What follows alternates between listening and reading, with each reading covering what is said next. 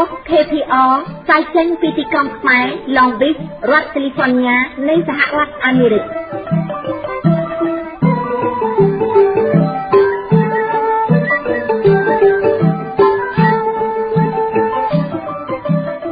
ជាពីរាជធានីភ្នំពេញនាងខ្ញុំផលនីការួមជាមួយសហការីផ្សាយសំឡេងវិទ្យុខ្មែរប៉ុសសូមគោរពនឹងជម្រាបសួរលោកស្រីអ្នកនាងកញ្ញាទាំងអស់ជាទីមេត្រីចាថ្ងៃនេះជាថ្ងៃ11កើតខែផុតបុត្រឆ្នាំម្សាញ់បញ្ញស័កពុទ្ធសករាជ2557ដែលត្រូវនឹងថ្ងៃអាទិត្យទី15ខែកញ្ញាគ្រិស្តសករាជ2013ចាសម្រាប់កម្មវិធីផ្សាយរបស់វិទ្យុខ្មែរប៉ុសនៅថ្ងៃនេះនាងខ្ញុំសូមជូនដើមមេត្តារឿងរួមមានសពបរិសុជនខ្មែររស់នៅសហរដ្ឋអាមេរិកនិងប្រទេសកាណាដាបានឧបត្ថម្ភថវិកាទៅដល់គណៈបក្សសង្គ្រោះជាតិសម្រាប់ធ្វើមហាបាតុកម្មអហិង្សាកិច្ចពិភាក្សាស្ដីអំពីមហាបាតុកម្មជាលើកទី2របស់គណៈបក្សសង្គ្រោះជាតិ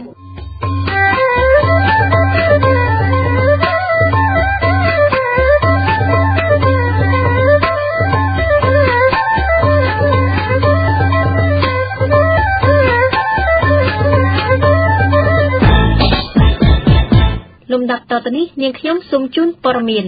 សពបរិសុជនខ្មែររស់នៅសហរដ្ឋអាមេរិកនិងប្រទេសកាណាដាបានឧបត្ថម្ភថវិកាទៅដល់គណៈបក្សសង្គ្រោះជាតិសម្រាប់ធ្វើមហាបាតុកម្មអហិង្សាលោកសវណ្ណរដ្ឋីសូមជូនព័ត៌មានពិស្ដា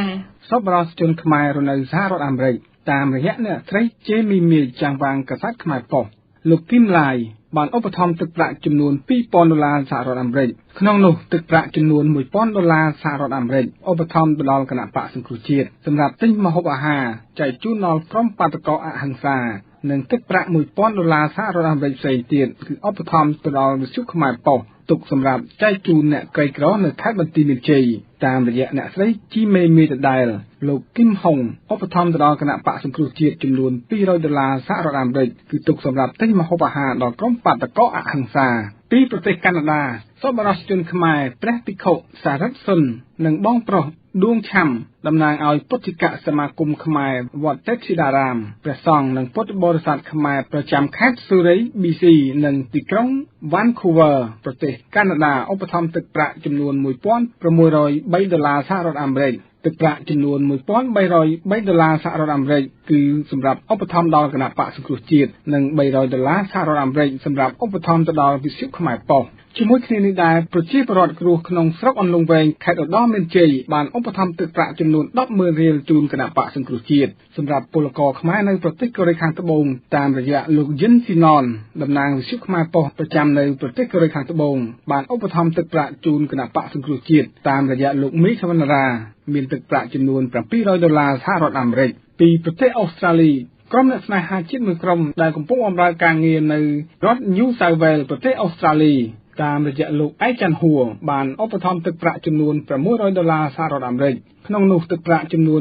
$500សហរដ្ឋអាមេរិកសម្រាប់ឧបត្ថម្ភទៅដល់គណៈបក្សសង្គ្រោះជាតិនិងទឹកប្រាក់$100សម្រាប់ឧបត្ថម្ភទៅដល់វិទ្យុខ្មែរប៉ុស្តិ៍ពីប្រទេសបារាំងក្រុមគ្រួសារអ្នកស្រីសៀនគិតយាបានឧបត្ថម្ភមកដល់លោកមីសវណ្ណារាចំនួន$380សហរដ្ឋអាមេរិកនិងក្រុមគ្រួសារអ្នកស្រីអ៊ូសូម៉ាលីរស់នៅប្រទេសញូហ្សេឡង់បានឧបត្ថម្ភមកដល់លោកមីសវណ្ណារាចំនួន$200សហរដ្ឋអាមេរិកនិងបងប្រុសម្នាក់សូមមិនបញ្ចេញឈ្មោះបានជួយឧបត្ថម្ភជាទឹកប្រាក់ចំនួន$1,000សហរដ្ឋអាមេរិកជូនដល់លោកមីសវណ្ណារាសូមបញ្ជាក់ថាទឹកប្រាក់ចំនួន$1,580សហរដ្ឋអាមេរិកនេះគឺសម្រាប់ទុកជូនលោកមេឃសវណ្ណារាចាត់ចែងចំណាយទៅលើម្ហូបអាហារសម្រាប់ក្រុមបាតុករដែលមកពីខេត្តបន្ទាយមានជ័យជាការកត់សម្គាល់បន្ទាប់ពីគណៈបក្សសង្គ្រោះជាតិបានប្រកាសធ្វើមហាបាតុកម្មដើម្បីទាមទាររកយុត្តិធម៌ជូនពលរដ្ឋខ្មែរគេបានឃើញបងប្អូនខ្មែររស់នៅក្រៅប្រទេសបានសស្រាក់សស្រាំជួយឧបត្ថម្ភជាថវិកាមកដល់គណៈបក្សសង្គ្រោះជាតិដើម្បីទុកចំណាយទៅលើម្ហូបអាហារនិងភេសជ្ជៈជូនដល់ក្រុមបាតុករដែលបានមកចូលរួមធ្វើមហាបាតុកម្មជាមួយនឹងគណៈបក្សសង្គ្រោះជាតិដើម្បីទាមទាររកយុត្តិធម៌បាទខ្ញុំសវណ្ណរដ្ឋីវិទ្យុខ្មែរប៉ុស្តិ៍ KPR ធ្វើសេចក្តីរាយការណ៍ពីរាជធានីភ្នំពេញចាព័ត៌មានដែលនាងខ្ញុំជម្រាបជូននៅពេលនេះចប់តែប៉ុណ្ណេះ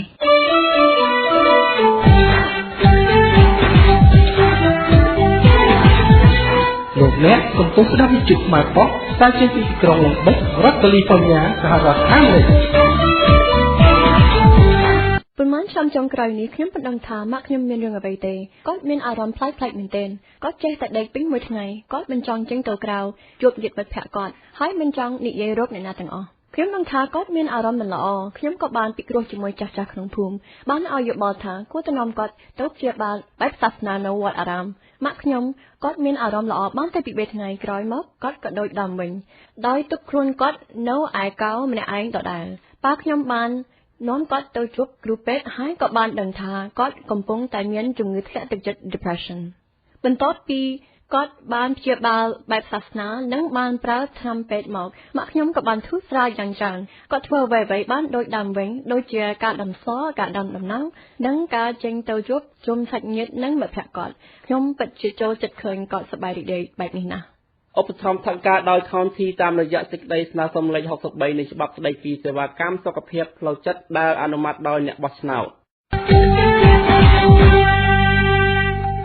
ចាលោកអ្នកនាងស្ដាប់ជាទីមេត្រីតទៅនេះសូមអញ្ជើញលោកអ្នកនាងតាមដានស្ដាប់កិច្ចពិភាក្សារបស់លោកអិតសុខាជាមួយនឹងក្រុមប្រជាពលរដ្ឋស្ដីអំពីមហាបាតុកម្មជាលើកទី2របស់គណៈបកសង្គ្រោះជាតិចាចង់ដឹងថាតើកិច្ចពិភាក្សារបស់លោកអិតសុខាជាមួយនឹងក្រុមប្រជាពលរដ្ឋខ្មែរនៅថ្ងៃនេះមានអត្ថន័យនិងខ្លឹមសារយ៉ាងណានោះដូច្នេះសូមអញ្ជើញលោកអ្នកនាងតាមដានស្ដាប់ដូចតទៅខ្ញុំបាទអិតសុខាសូមគោរពនិងសូមជម្រាបសួរអស់លោកអ្នកស្ដាប់ទាំងក្នុងប្រទេសទាំងក្រៅប្រទេសជាទីគោរពបាទនៅថ្ងៃនេះវិទ្យុខ្មែរប៉ុស្តិ៍បានលើកយកនៅកម្មវិធីផ្សាយពិសេសស្ដីអំពីមហាបាតុកម្មជាលើកទី2របស់គណៈបកសង្គ្រោះជាតិដែល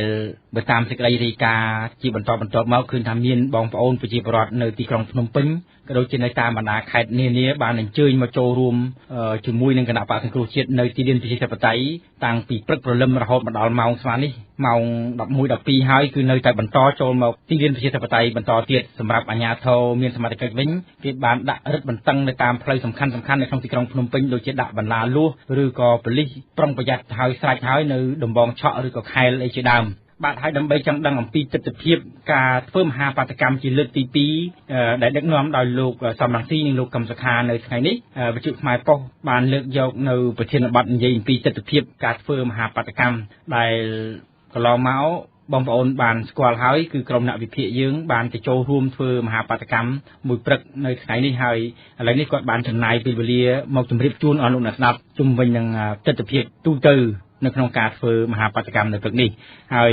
បងប្អូនដែលបានជើញចូលរួមនោះគឺមានលោកចៅសនលោកស្បៃវែងលោកហេងក៏ដូចជាលោកនិចហ៊ួនក៏បានជើញចូលរួមផងដែរទាក់ទងទៅនឹងការធ្វើមហាបាតុកម្មនេះឥឡូវនេះដើម្បីកុំឲ្យខាតពេលខ្ញុំសូមជម្រាបសួរ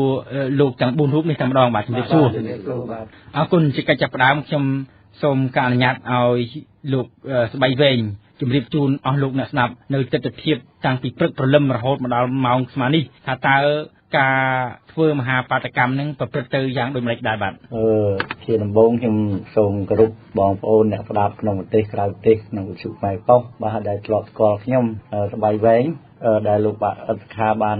សួរមកខ្ញុំនេះគឺថាថ្ងៃនេះវាជាថ្ងៃមួយដែលយើងទាំងអស់គ្នារួមចាំរាប់ខែរាប់ឆ្នាំរាប់ពេលរាប់វេលាតាំងពីការបោះឆ្នោតមកដែលយើងណែនដើមទ្រូង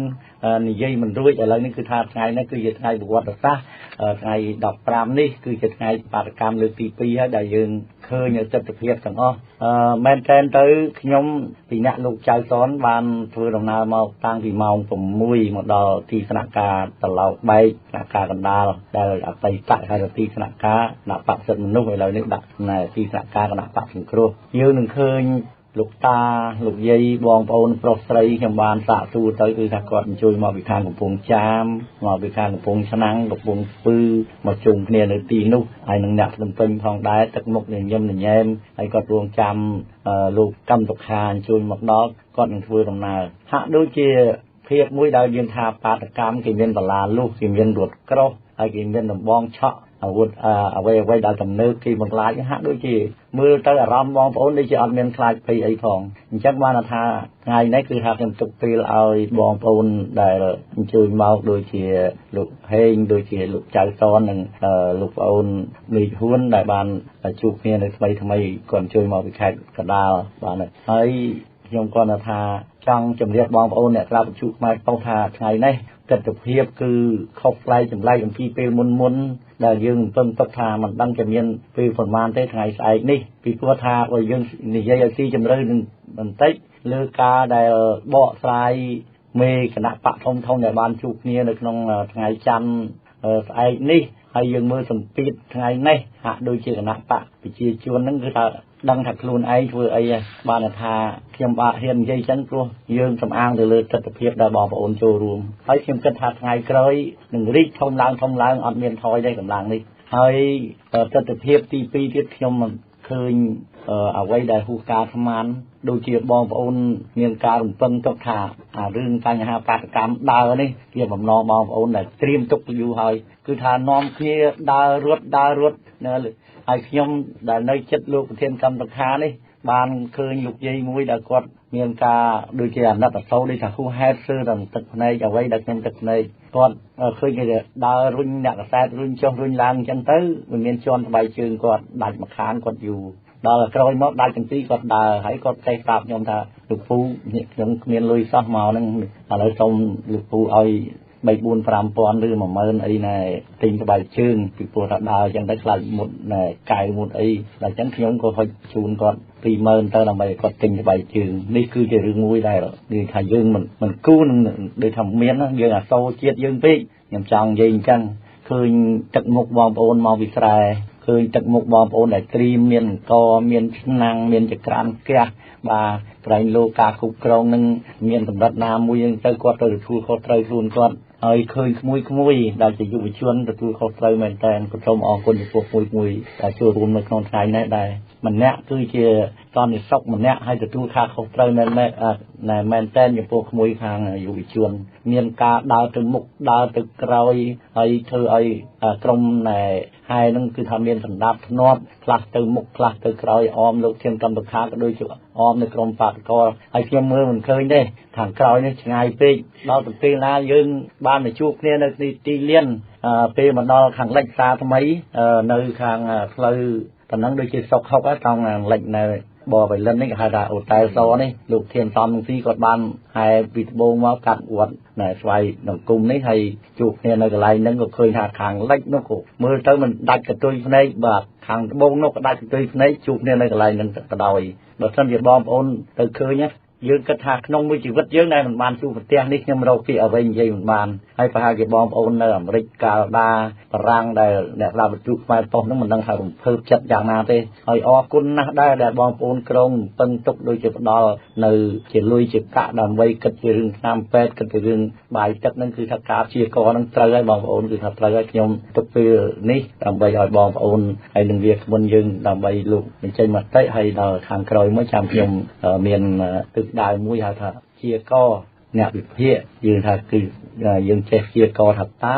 ปาตกรรมยืนคือจับในตีหน้าให้ตาจำนวนนโยบายหรือบัตรนโยบายในของสกไม้เวียถึงมันจับในกระไรหน้าบาดจำมือทางกรอยนี่มาออกคุณลูกสบายเวงเลยลูกเฮงวิ่งมาดองลูกเฮงบางจะโชว์รวมจมุยลูกสบายเวงลูกใจซ้อนลูกมีคุณก็โดยเฉียปัวรัดจีจันเมินจันตาเนี่ยไปตามที่ได้การมาถักกันในโชว์รวมกันในจันบางมาพิตามนาคดีเนี่ยถูกใบเชียร์ญาโทคำปังไปบัดเสียมันเอารถยนต์โจก็ได้ในปัวรัดในแต่บรรทอโจมาจังสู้ลูกเฮงเป็นเทียบปัวรัดในโจมานั่งท่าตาตึกมุกระบกวาดนั่งอย่างดุมเล็กมือตือสัจเชียมระบกวาดนั่งอย่างไม่ในขนมกาโจรวมช่วยมหาปฏิกรรมจมุยคณะปะตั้งตัวเชียร์นึงบาสมอกุลขยมประการนาสมกราบถวายบุญกุมประการนากรุปประอ๋องหนึ่งสมกรุปจมพูจนรุมเชียร์ถึงอ้อจนรุมเชียมถึงอ้อแต่งขนมปฏิหนึ่งกลางปฏิปิเสประยิมดวัชุขมายปอกถึงอ้อเจตีกรุปสนาหาไงนี้คือเชียไงดอกมวยการไข่พอตบดตึงไงตีดอกปรำไข่กัญญาคือสกรายปีปอนดอกใบจิตไงได้ประชีปุรอดถึงอ้อในขนมปฏิโดยพิจารณาโลกบาลบังไห้ในกูบ่มนองระบบโลกบังไห้ในชันเตะระบบโลกพิเศษคือโลกบาลปราปราในสิทธิระบบโลกดำใบเตียนเตี้ยในเอาไว้ได้กอดจ่องบานบ่าเอาไว้ได้บองปอนประชีปุรอดถึงอ้อเตียงยุวิชุนเตียงประซ่องเตียงโดนจีตาจีจ้าเขมงปลอสไรถึงอ้อได้บานทเวหนึ่งกลุ่มปงทเวปีนี้คือทเวนี่คือดำใบบ่มปิ้งติดตามตัวเนียตีระบอกล้วนเตียนบ่าให้แต่ไว้บานจากชมทากอดบานหนึ่งกลุ่มปงบ่มปิ้งตัวเนียตีระบอกล้วนนุปลุกทาเพียวแวะเชี่ยมันนุคือเข้าอัมพีซาเตียนซาดนะบัดซันจิเกทเวไอบ่มเปียอย่างน้าคือวิคลังมาพอดวิรถเจ๋งบ่าวิรถเจ๋งบ่า ប៉ុន្តែបើមនុស្សវិញកាលណាបើគេបំពេញសិទ្ធលើគឺភាពជាមនុស្សគឺតបតហើយយ៉ាងណាយើងឧទាហរណ៍មិនបាច់ដល់ទៅមនុស្សធំទេសូម្បីតែកូនក្មេងតូចមួយកាលណាបើវាដឹងថានេះជារបស់វាហើយយើងទៅយករបស់នោះពីដៃវាក៏វាប្រតិកម្មដែរក៏វាយំវាស្រែកវាទ្រាំជើងវាទាយករបស់វាមកវិញបាទយករបស់វាមកវិញឲ្យខាងតែបានហើយយ៉ាងណាមិញចំពោះឆ្កែក៏ដោយបាទយើងទៅតែដើមសាច់អីដែលវាបានណាបាទរបស់ដែលវាបានហើយគឺវាមិនព្រមទេវានឹងបង្ហាញអាកប្បកិរិយាចងេងចងាងដាក់យើងវិញយ៉ាងណាគឺវាបំពេញតាមតួនាទីរបស់វាយ៉ាងណាមនុស្សយើងក៏ដូច្នោះដែរជាក់ស្ដែងដោយបងប្អូនប្រជាពលរដ្ឋខ្មែរទាំងអស់ដែលបាននឹងកំពុងធ្វើនេះគឺលោកបំពេញតាមតួនាទីរបស់លោកជាពលរដ្ឋពិតប្រាកដប្រសិនណាបើការបោះឆ្នោតនោះបងប្អូនដឹងច្បាស់ថាវាយុត្តិធម៌ត្រឹមត្រូវហើយគឺលោកមិនមានប្រតិកម្មអ្វីទាំងអស់ក៏ប៉ុន្តែនេះគឺលោកដឹងច្បាស់ណាស់ថាអ្វីដែលលោកត្រូវបានហើយការដែលធ្វើបាតកម្មនេះគឺទាមទារអ្វីដែលជារបស់គាត់តែប៉ុណ្ណោះគឺមិនត្រូវការរបស់អ្វីដែលមិនមែនជារបស់ខ្លួននោះទេព្រោះខ្មែរយើងមានការអៀនខ្មាស់បាទមានធម៌អៀនខ្មាស់នៅគ្រប់គ្នាទាំងអស់បាទបើសិនជាអ្នកដែលប្រព្រឹត្តអំពើលិមួកហើយមិនមានការអៀនខ្មាស់នឹងមិនមែនខ្មែរទេពីព្រោះអ្វីពីព្រោះមនុស្សមានធម៌ពីរជាប្រចាំទី1គឺហិរិសេចក្តីខ្មាស់អៀនណាទី2អោតបៈគឺការខ្លាចទៀតបាទកាលណាបើមនុស្សគ្មានហិរិគ្មានអោតបៈគ្មានសេចក្តីខ្មាស់អៀនអត់កេអត់ខ្មាស់គ្មានសេចក្តីខ្លាចបាបខ្លាចនរកខ្លាចអវជ័យខ្លាចទោសទណ្ឌលក្ខនឹងលក្ខទេមនុស្សនេះមិនមែនធម្មតាទេទៀតមិនមែនហៅមនុស្សទេនោះគេហៅថាមនុស្សដេរិឆាណោមនុស្សសពេតោមនុស្សនិរិយកោបាទចំណែកមនុស្សពិតប្រកបនោះគឺម្នះធៀបនឹងឧសបច្ច័យប្រែថាអ្នកដែលមានចិត្តខ្ពស់ធម្មតាអ្នកដែលមានចិត្តខ្ពស់គឺគេមិនធ្វើអំពើអ្វីដោយសារដូចធៀបទេគឺគេមិនចង់បានអ្វីដែលមិនមែនជារបស់ខ្លួនទេយ៉ាងណាមិញប្រជាពលរដ្ឋយើងដែលបាននឹងកំពុងក្រោកឈរឡើងតស៊ូទាមទារនេះគឺគាត់មិនទាមទារអ្វីក្រៅអំពីរបស់គាត់នោះឡើយហើយអ្វីបានជាថាជារបស់គាត់ពីព្រោះយើងទាំងអស់គ្នាមិនល្ងងទេគឺដឹងច្បាស់ណាស់បាទដឹងច្បាស់ថាលទ្ធផលដែលយើងត្រូវបាននោះប៉ុណ្ណាហើយស្រាប់តែដល់តួលេខចេញមកទៅជាចេញស្រេចទៅនឹងចិត្តប៉ុណ្ណេះប៉ុណ្ណោះហើយសួរវិញទៀតថាចុះបើប្រជាជនទាំងអស់នេះដឹងច្បាស់ហើយថាលទ្ធផលរបស់ខ្លួនត្រូវបាន63ស្រាប់តែតួលេខចេញមកថាបាន55ប្រសិនណាបើប្រជាជនខ្មែរយើងនៅស្ងៀមទាំងអស់នោះប្រជាជនមិនកោកឡើងធ្វើបាតកម្មនោះមិនស្រែកទាមទារនៅលទ្ធផលពិតប្រាកដរបស់ខ្លួននោះគឺប្រជាជននៃជនជាតិនោះប្រើការលែងកើតហើយទៀតប្រើការលែងកើតហើយព្រោះថាដល់កម្រិតគេធ្វើដល់ថ្នាក់នឹងឲ្យលែងមាត់ទី1គឺប្រជាជនយើងត្រូវខ្មាស់ទៅណាទី1បំផុតគឺខ្មាស់អាអ្នកលួចនឹងតែមកទៀតវាសោចងាប់ហើយទៀតសោចទៅទេអញធ្វើដល់ថ្នាក់នឹងហើយអញលួចស្រស់អញ្ចឹងហើយនៅតែមិនមាត់មិនកទៀតវាដូចជាហួសហេតុពេកពួកហ្នឹងបាទយើងខ្មាស់អ្នកលួចទៀតបាទទី2យើងខ្មាស់សមត្ថកិច្ចលោកអស់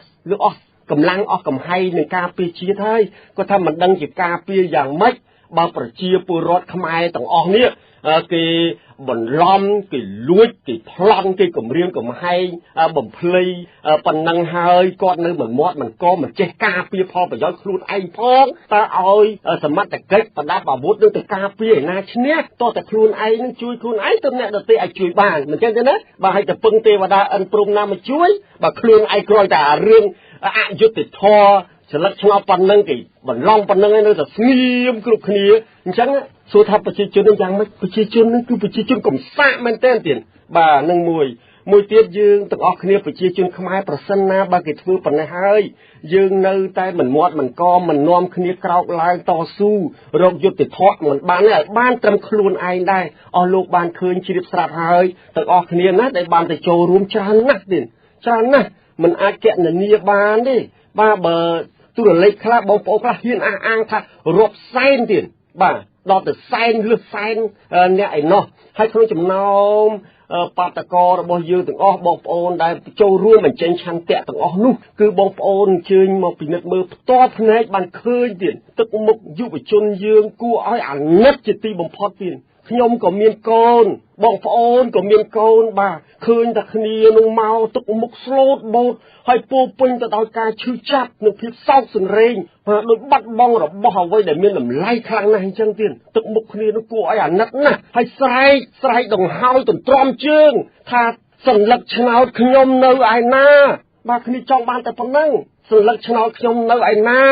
ខ្ញុំសុំវិញមកបានទេបាទហើយយើងពេលនេះដែលបាននឹងកំពុងធ្វើនេះគឺចង់បានតែប៉ុណ្ណឹងចង់បានតែអ្វីដែលជារបស់ខ្ញុំតែប៉ុណ្ណោះរបស់ប្រជាជនទាំងអស់តែប៉ុណ្ណោះមិនចង់បានអ្វីលើសពីនឹងទេហើយជាងនេះទៅទៀតគ្រប់យ៉ាងទាំងអស់ប្រសិនណាបើយើងរៀបចំមិនទាន់បានល្អទេសួរថាសភាជាតិយើងនេះណាហើយដែលចូលទៅអង្គុយនេះតើអស់លោកមានមុខទៅអង្គុយលើកៅអីសភានេះសមទេដែលលទ្ធផលនៃការបោះឆ្នោតមានសភាពស្មោកគ្រោកអយុត្តិធម៌ផ្អើលទឹកផ្អើលដីយ៉ាងហ្នឹងសួរតែលោកទៅអង្គុយលើកៅអីសភានេះសមទេអញ្ចឹងគប្បីមុននឹងក៏អង្គុយលើកៅអីសូមមេត្តាជួយជូតកៅអីនឹងឲ្យបានស្អាតសិនទៀតចាំអង្គុយនេះទើបយុត្តិធម៌សូមអរគុណលោកហេងដែលបានរៀបរាប់យ៉ាងក្បោះក្បាយជុំវិញនឹងទស្សនវិជ្ជាដែលលោកមើលឃើញចំពោះប្រជាពលរដ្ឋដែលមកចូលរួមធ្វើមហាបាតកម្មនៅថ្ងៃនេះឥឡូវងាកមកលោកមេឃហ៊ុនវិញលោកមេឃហ៊ុនមានអ្វីប្លែកដែលលោកមេឃហ៊ុនបានលើកឡើងនេះតែតាមលោកមើលឃើញលោកទៅចូលរួមព្រឹកមិញនោះបាទខ្ញុំបាទឈ្មោះមេឃហ៊ុនសូមគោរពបងប្អូនទាំងអស់ជាពិសេសអ្នកចូលរួមក្នុងកម្មវិធីនៃវិទ្យុខ្មែរប៉ុស្តិ៍ក្នុងថ្ងៃនេះហើយនឹងបងប្អូនជនរួមជាតិទាំងអស់កំពុងតែធ្វើបាតកម្មនៅកន្លែងទីលានប្រជាធិបតេយ្យមេថ្នាក់ដឹកនាំរបស់យើងនៃលោកកឹមសុខានិងសំរងស៊ីដូច្នេះយើងខ្ញុំជាពលរដ្ឋខ្មែរជាជនជាតិខ្មែរម្នាក់មានចិត្តរំភើបរីករាយដោយឃើញឆន្ទៈរបស់បងប្អូនជនជាតិខ្មែរយើងជាពលរដ្ឋខ្មែរជាពលរដ្ឋនៃជាប្រជារាស្ត្រខ្មែរនៃក្រមនៃមលុបជាតិសាសនាព្រះមហាក្សត្ររបស់យើងអញ្ចឹងយើងមកនេះជាឆន្ទៈរបស់យើងមិនមានអ្នកណាបង្ខំទេអញ្ចឹងបងប្អូនមកតាមជនបទនានាជាជាក់ស្ដែងដូចខ្ញុំមកពីខាងស្រុកស្អាងឃើញថាឆន្ទៈបងប្អូនទោះបីអត់ឃ្លានមានស៊ីយ៉ាងណាក៏ដោយជាឆន្ទៈរបស់យើងលះបង់ដើម្បីកិត្តិយសនិងដើម្បីកិត្តិជាតិរបស់យើងអញ្ចឹងខ្ញុំពិនិត្យឃើញថាទឹកចិត្តរបស់បងប្អូនទោះបីវេទនាយ៉ាងណាក៏ដោយការងារអាជីវកម្មជាកសិករក្តីជាក្រលំបាកក្តីសុខចិត្តលះបង់ការងារដើម្បីចូលរួមទាមទារនិស្សិតសេរីភាពនៃរបស់ពលរដ្ឋខ្មែរយើងជាប្រទេសមួយកាន់នៃរបបលទ្ធិប្រជាធិបតេយ្យសេរីពហុបកនោះអញ្ចឹងយើងខ្ញុំមើលឃើញថាទឹកចិត្តបងប្អូនទាំងអ្នកឈលមើលទាំងអ្នកជិះលើរថយន្តមកនោះគឺរីករាយសប្បាយចិត្តទាំងអស់គ្នាពេលមកដល់ស្ពានមនីវង្សឃើញនៅអាជ្ញាធរនិងសមត្ថកិច្ចមួយចំនួនហើយជាពិសេសសមត្ថកិច្ចបានដាក់របាំងការពារនិងរបងលួសនៅអមសងខាងស្ពានអាកាសនៃក្បាលថ្នល់អញ្ចឹងពួកយើងនឹងអន់ចិត្តនឹងទង្វើរបស់អាជ្ញាធរនិងរដ្ឋាភិបាលធ្វើនេះណាពួកយើងជាពលរដ្ឋខ្មែរគ្មានអ្វីមកជាប់នឹងដៃទេមានតែដៃទៅទេមកទៀនទាបង្ហាញនៃទឹកចិត្តនៃពលរដ្ឋខ្មែរដល់ឲ្យខ្មែរទាំងអស់ឯនាយសមុទ្រនោះថាខ្មែរក្នុងស្រុកងើបឡើងហើយខ្មែរក្នុងស្រុកងើបឡើងហើយឱកាសនេះពេលអាដាមកឹមសុខានិងសំរងស៊ីចាប់ដៃគ្នាតែប្រជាពលរដ្ឋមានទឹកចិត្តអង់អាចក្លាហានគាំទ្រថ្នាក់ដឹកនាំដែលឧត្តមកតេជាតិពិតយើងមិនអាចអោបដៃសំងំឈ្នាមទៀតបានទេអញ្ចឹងយើងនាំគ្នាទាំងអស់គ្នាមកទៀមទានៃសញ្ញាឆ្នោតរបស់យើងដែលបានបោះឆ្នោតជូនគណៈបកសង្គ្រោះជាតិនោះតែក៏ចបប្រកាសដោយបំពេញកញ្ចប់កអត់មានចងមាត់ទេប្រកាសនៅពេលខេត្តគឺប្រកាសបំបត្តិទាំងអស់ បើស្រុកនីមួយគណៈបកសង្គ្រោះជាតិបានដល់7,000សម្លេង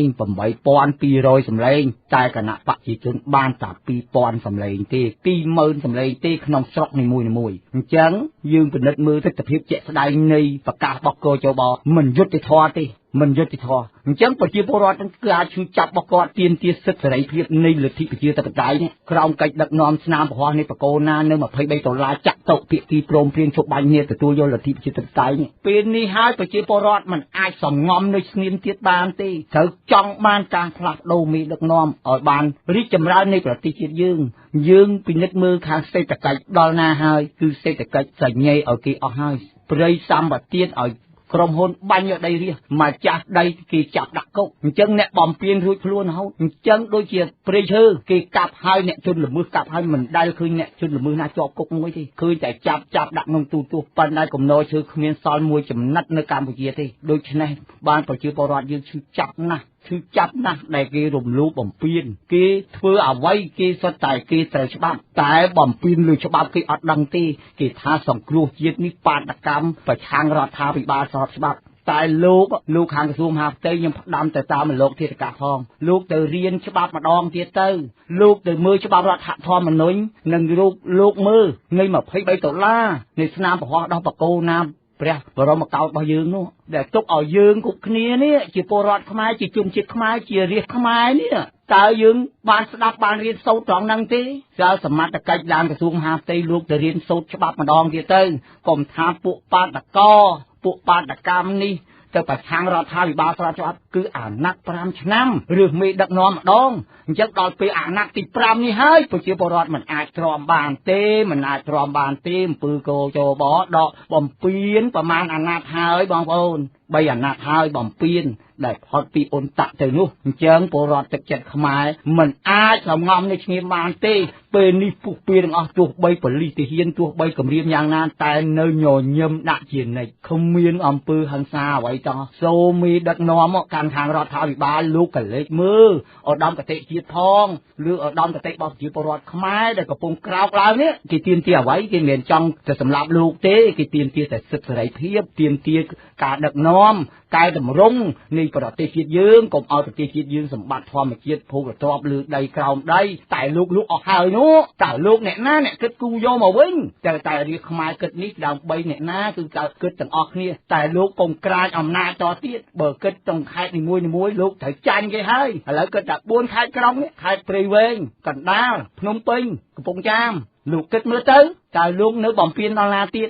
តើលោកគិតដល់ប្រជាពលរដ្ឋខ្មែរលោកចុះចេញពីតំណែងឬខ្ញុំជាពលរដ្ឋខ្មែរសនំពលលោកគិតឡើងវិញបើលោកមិនគិតទេស្រេចពីលោកចោះឬឆន្ទៈប្រជាពលរដ្ឋអត់មានថយក្រោយទេព្រមតសំរាំងទីនឹងកម្មថាជានិច្ចលុះទីអវសានជីវិតសូមអរគុណ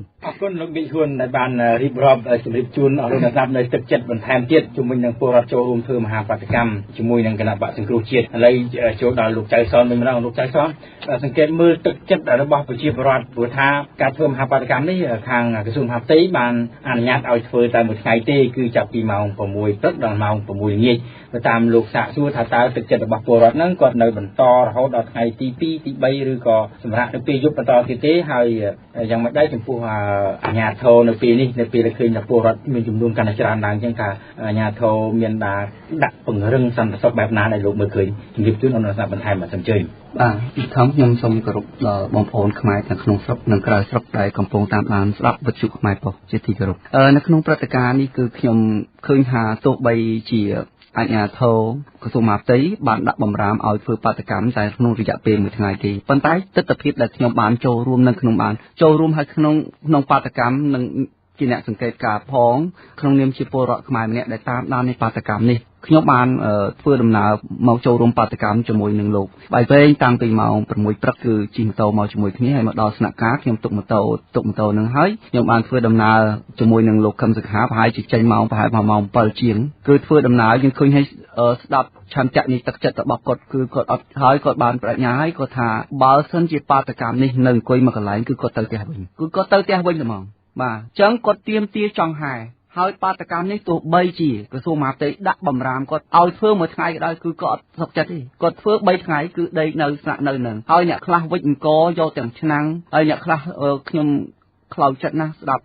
ឃើញប្រជាពលរដ្ឋយើងទឹកចិត្តរបស់គាត់ខ្ញុំអាសូរចិត្តរបស់យើងសួរថាតើមេដឹកនាំខ្មែរតើលោកមានបេះដូងជាខ្មែរអត់បើលោកឃើញទស្សនវិជ្ជារបស់ប្រជាពលរដ្ឋដែលចូលរួមអ្នកខ្លះយើងឃើញហើយស្បែកជើងរបស់គាត់អ្នកខ្លះខោអាវហើយលោកដឹកនាំស្រុកជាង30ឆ្នាំលោកមើលតើពលរដ្ឋយើងយ៉ាងម៉េចហើយអ្នកខ្លះយើងឃើញហើយសាច់ឈាមរបស់គាត់គឺជាសាច់ឈាមដែលខ្វះជីវជាតិមកយើងឃើញអាវរបស់គាត់ឃើញទឹកមុខរបស់គាត់ខ្ញុំអាសូរជាតិយើងណាស់ហើយលោកដឹកនាំស្រុកជាង30ឆ្នាំតើលោកមានបេះដូងអាណិតជាតិខ្មែរទេតើខ្មែរយ៉ាងម៉េចមកម្នាក់ខ្លះជាពាក់បំណុលគេខ្លះសុកចិត្តលក់មន់ណាលក់ទីហើយអ្នកខ្លះគាត់និយាយថាបើបាតកម្មនេះអត់អង្គគាត់ទៅដឹកអង្គសុំតែម្នាក់5កំប៉ុងមកផ្ទះអង្គក៏រាប់តោនដែរយកមកធ្វើបាតកម្មហ្នឹងហើយជ្រូកគាត់ក៏សុកចិត្តកាត់ជ្រូកយកជ្រូកគាត់មកធ្វើហូបទៀតគឺដើម្បីធ្វើម៉េចដើម្បីឲ្យបានជោគជ័យគាត់គិតដល់បញ្ហាអីអនាគតកូនចៅរបស់គាត់នោះគ្រោះថ្នាក់របស់ប្រទេសជាតិរបស់គាត់នោះគាត់មិនមែនរឿងទេណារឿងដើម្បីបុគ្គលណាម្នាក់ទេហើយខ្ញុំឃើញខ្ញុំពេលដែលហែតាមដងផ្លូវខ្ញុំឃើញទឹកចិត្តរបស់គាត់ម្នាក់មុះមុតណាស់គាត់អត់មានខ្លាចទេគាត់អត់ខ្លាចទេគុំលោកដាក់អីណារត់ទៀសដៃហើយមុនបាតកម្មមួយថ្ងៃពីរនឹងលោកយកទៅគ្រាប់ទៅប្រកៃនៅចិត្តរដ្ឋសភានៅចិត្តកន្លែងពាននេះនឹងវត្តភ្នំនឹងក្នុងនៃគម្រាមកំហែងបំផិតបំភ័យសួរថាមើលលោកមកឃើញទស្សនវិជ្ជានៃប្រជាពលរដ្ឋចូលរួមទៅគឺហែដាច់កតុយភ្នែកគឺហែតាមផ្លូវកម្ពុជាក្រមនឹងខ្ញុំហែនៅក្នុងទស្សនវិជ្ជារបស់ខ្ញុំអាសូរជាតិខ្ញុំប្រជាពលរដ្ឋតាមដងផ្លូវវិញលោកមកមើលទៅតាមផ្ទះចេញមកអបអរសាទរលើកដៃគាំទ្រអ្នកខ្លះចូលលុយអ្នកខ្លះឲ្យទឹកសុទ្ធតាមដងផ្លូវហោហែខ្ញុំថាជាតិខ្មែរយើងបេះដូងជាតិនេះហើយគេស្រឡាញ់ជាតិហើយចុះលោកវិញទៅណាសួរថាប្រជាជនគាំទ្រដែរលោកមានមើលដែរ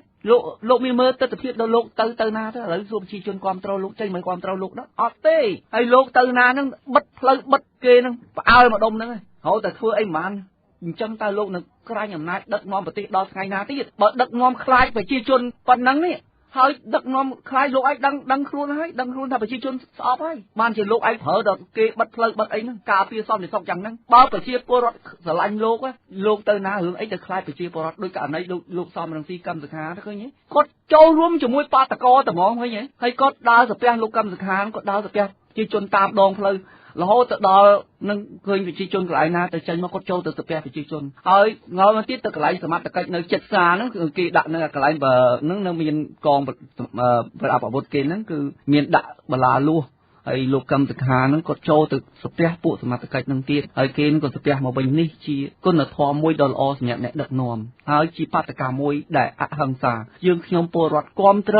លោកគួរតែភ្ញាក់ស្មារតីឡើងហើយនៅក្នុងទស្សនវិជ្ជានៃបាតកម្មខ្ញុំសូមបង្ហាញប្រាប់លោកថាទី1គាត់សូមទាមទារនៅយុត្តិធម៌នៃសិលឹកឆ្នោតគាត់ទៅស្អីថាសិលឹកឆ្នោតខ្ញុំជីវិតខ្ញុំសិលឹកឆ្នោតខ្ញុំជាតិខ្ញុំសិលឹកឆ្នោតខ្ញុំនៅឯណាហើយគាត់ស្រែកជ័យឲ្យខុសតាមដងផ្លូវគឺយ៉ាងក៏គឺក្រែងហើយព្រមទាំងជេរលោកអឹមសួស្ដីលោកទេពនិថាជាចោលទៀតលោកខ្មាស់គេអត់នេះជាទស្សនវិជ្ជាក្នុងប្រវត្តិសាស្ត្រដែលកូនខ្មែរចងចាំដែលលោកជាអ្នកដឹកនាំជាអ្នកធ្វើប្រធានកោជបមួយដែលអយុត្តិធម៌ប្រជាជនខ្មែរមិនមែនភ្លើទេលោកប្រជាជនខ្មែរតាមដានណាគាត់ដឹងថាសិលឹកឆ្នោតរបស់គាត់ចាញ់ឬឈ្នះគាត់ដឹងណាលោកមើលទៅទស្សនវិជ្ជាក្នុងទីក្រុងភ្នំពេញលោកដើរទៅមើលទៅតើប្រជាជនយ៉ាងម៉េចម្នាក់ចេញគ្រប់ផ្ទះមកឃើញទស្សនវិជ្ជាបាតកម្មចេញមកអបអរសាទរសូម្បីតែអ្នកជិះម៉ូតូឡានតាមដងផ្លូវគេស្រែកជួយតើគេខឹងពុះកញ្ជ្រោលយ៉ាងណាខ្ញុំឃើញទស្សនវិជ្ជានេះហើយមួយទៀតមុនបាតកម្មសម្ដេចសង្ឃទាំងពីរគណៈបានចេញបំរាមចំពោះលោកសង្ឃមិនឲ្យចូលរួមនៅក្នុងបាតកម្មប៉ុន្តែខ្ញុំនៅតែឃើញព្រះសង្ឃដ៏អង្អាចក្លាហានព្រះអង្គគឺពិតជាមនុស្សដល់ប្រជាពលរដ្ឋមែនព្រះអង្គគឺជាពុទ្ធបរិស័ទរបស់ប្រជាពលរដ្ឋរាជមែនទីណាដែលមានអយុត្តិធម៌ព្រះអង្គក៏រស់បានដោយសារបាយបាតរបស់ប្រជាពលរដ្ឋដែររឿងអីសង្ឃគណៈទាំងពីរនឹងហាមឃាត់ព្រះសង្ឃមិនឲ្យចូលរួមបាតកម្មព្រោះភាពអយុត្តិធម៌ក្នុងសង្គមហើយព្រះអង្គជាអ្នកប្រោសសត្វលោកហើយឥឡូវឃើញភាពអយុត្តិធម៌នៅក្នុងសង្គមតើសង្ងំសុខយ៉ាងម៉េចបើសង្គមមួយមានបញ្ហាដោយសម័យប៉ុលពតចឹងសួរថាម៉េចព្រះសង្ឃរងគ្រោះអត់ព្រះសង្ឃរងគ្រោះនៅក្នុងសង្គមហ្នឹងអញ្ចឹងព្រះអង្គងើបឡើងដើម្បីរកយុត្តិធម៌ឲ្យមនុស្សសត្វលោកហើយមួយទៀតខ្ញុំចង់បញ្ជាក់ថាបើសិនជាសង្គមមានបញ្ហាសួរថាបានបាយអីណាឲ្យព្រះអង្គឆាន់បើពលរដ្ឋកំពុងតែរងទុក្ខហើយព្រះអង្គព្រះសង្ឃគ្រប់អង្គនឹងរស់បានដោយបាយឧបាសកឧបាសិកាហើយចុះឥឡូវឧបាសកឧបាសិកាកំពុងតែរងទុក្ខ ហើយមិនក៏សម្ដេចសង្ឃសង្ងំសុខហើយព្រមទាំងចេញបំរាមទៀតខ្ញុំសូមប្រាប់សម្ដេចសង្ឃជំរាបទៅសម្ដេចសង្ឃទាំងពីរគណៈថាបើសិនជាសម្ដេចសង្ឃណានៅក្នុងវត្តណាក្រោយពីចូលរួមបាតកម្មហើយសម្ដេចសង្ឃទាំងពីរគណៈចាប់ផ្សឹកលោកសង្ឃ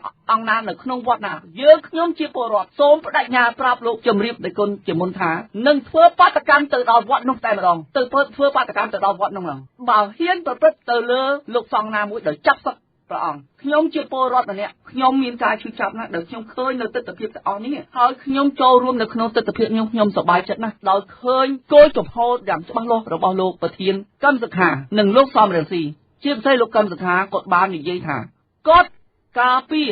នៅឈរខាងរាជហើយបើសិនជាតំណាងរាជណាមួយបានលក់សិទ្ធិលឹកឆ្នោតរបស់ខ្លួនលក់ឧត្តមគតិរបស់ខ្លួនទៅឲ្យគណៈបកកាន់អំណាចដោយចូលប្រជុំសភាគាត់សូមឲ្យប្រជារាស្ត្រទាំងអស់នេះនាំគ្នាធ្វើបាតកម្មទៅកាន់ផ្ទះតំណាងរាស្ត្រនោះនេះជាគោលចំហមួយដែលខ្ញុំសប្បាយចិត្តណាស់ហើយខ្ញុំមានមោទនភាពនៅក្នុងការចូលរួមបាតកម្មនេះដោយមិនអល់អាយឡើយព្រោះអីប្រជាពលរដ្ឋដែលឃើញនៅភាពអយុត្តិធម៌នេះហើយដើម្បីអីដើម្បីផលប្រយោជន៍ជាតិដើម្បីផលប្រយោជន៍យើងសង្គមយើងទាំងមូលខ្ញុំសប្បាយចិត្តណាស់ទាំងបងប្អូននៅក្រៅស្រុកតែងតែខលមកខ្ញុំគាត់តែងតែមកខ្ញុំសួរពីបញ្ហាព្រឹត្តិការណ៍នៃបាតកម្មខ្ញុំក៏បានជម្រាបប្រាប់គាត់អំពីទស្សនវិជ្ជាបាតកម្មគាត់សប្បាយណាស់ហើយដូចជាលោកលំបណ្ណាអីគាត់ខលឲ្យខ្ញុំមុនហ្នឹងហើយបងរតនាអីក៏ដោយនឹងខ្មែរនៅអូស្ត្រាលីហើយគាត់បានផ្ដល់ជាលុយចំនួន$500ដល់ខ្ញុំដើម្បីឲ្យទិញបាយទឹកដល់ក្រុមបាតកោនេះជាមោទនភាពចំពោះជាតិណាស់ខ្ញុំសប្បាយចិត្តណាស់ទោះបីខ្ញុំស្លាប់ទៅបាត់បង់ជីវិតក៏ដោយក្នុងបាតកម្មនេះគឺខ្ញុំបានបដិញ្ញាឲ្យថាខ្ញុំសុខចិត្តដើម្បីជាតិរបស់ខ្ញុំ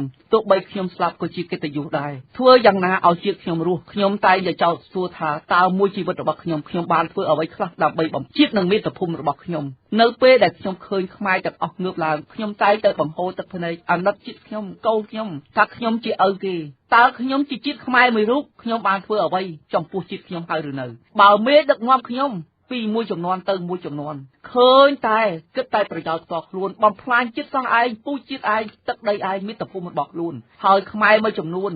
សុកចិត្តលក់ឧត្តមគតិដើម្បីបម្រើពួកបរទេសជាជាន់ជាតិឯងឃើញភាពអយុត្តិធម៌ក្នុងសង្គមបែរជានាំគ្នាសង្ងំសុខខ្ញុំសូមសួរថាបើជាតិមួយមានបញ្ហាតើយើងរស់សុខដល់បើយើងបាត់បង់ជាតិទៅតើយើងមានឈ្មោះជាជាតិខ្មែរដែរឬទេជាតិអាចអត់យើងបានប៉ុន្តែយើងមិនអាចអត់ជាតិបានទេនេះជាឧត្តមគតិរបស់ខ្ញុំដែលតាំងចិត្តហើយខ្ញុំតែងតែបញ្យល់ពលរដ្ឋខ្ញុំមិនមែនខ្ញុំចេញតែពាក្យសម្ដីទេគឺបេះដូងរបស់ខ្ញុំឆន្ទៈរបស់ខ្ញុំតែងតែមានខ្ញុំតែងតែពិភាក្សាជាមួយខ្មែរទាំងឡាយណាដែលមានឧត្តមគតិដូចគ្នាដើម្បីរិះរោបវិធីយ៉ាងណាជួយជាតិយើងហើយខ្ញុំសូមប្រាប់អស់លោកថាប្រសិនបើបាតកម្មនេះអស់លោកហ៊ានប្រើអញ្ញាសិទ្ធិបង្ក្រាបទៅលើបាតកោខ្ញុំសូមប្រាប់បាតកោទាំងអស់បងប្អូនខ្មែរទាំងអស់ត្រូវរួមសាមគ្គីគ្នាឡើងបើហ៊ានស្លាប់10ចូល20បើហ៊ានស្លាប់20ចូល100ចូល1000ឲ្យអ្នកឯងបើហ៊ានចាប់បាតកោពី100ឡើងដល់1000ឡើងដល់10000តើអ្នកឯងចាប់ទៅយើងធ្វើដោយមហាថ្មគន្ធីការធ្វើរបស់យើងទៀមទាទីបំផុតនោះយើងនឹងបានជោគជ័យដោយមហាថ្មគន្ធីលោកធ្វើអញ្ចឹងគឺមិនរៀថយជានិច្ចនោះដើម្បីអីដើម្បីឲ្យជាតិយើងទៅរកសុខសន្តិភាពនិងលទ្ធិប្រជាធិបតេយ្យពិតប្រាកដដោយអ្វីដែលយើងចង់បានសូមអរគុណលោកចៃសនឥឡូវចូលដល់លោកស្បៃវិញម្ដងមាញ់វគ្គមុនលោកបានមានប្រសាសន៍ឲ្យថាតើបាតកម្មនឹងមានគោលបំណងធំយ៉ាងដូចម្ដេចហើយបញ្ចប់នៅពេលណាបើតាមលោកសាកសួរមេដឹកនាំឬក៏សាកសួរទៅកាន់បាតកោជាប្រជាពលរដ្ឋចូលរួមធ្វើបាតកម្មនៅព្រឹកនេះចំពោះខ្ញុំសប្បាយវែងដោយតែបងប្អូនប្រិយមិត្តក្រៅស្រុកនិងក្នុងស្រុកធ្លាប់ស្ដាប់នៅតាម VOA អាស៊ីសេរីខ្មែរប៉ុស្តិ៍នៅ105ហើយយើងអស់លោកធ្លាប់ស្គាល់ខ្ញុំក្នុងឋានៈចំណោមអ្នកនយោបាយដែលចាស់ទុំ4ចំនួនមកហើយដែលខ្ញុំប្រកាសខ្លួនឯងថាខ្ញុំជាអ្នក4ចំនួនហើយខ្ញុំធ្លាប់បានប៉ះដូចពេលបច្ចុប្បន្នអញ្ចឹងនេះពេលក្តៅដែលយើងកំពុងតែធ្វើនេះអញ្ចឹងការវិភាគរបស់ខ្ញុំ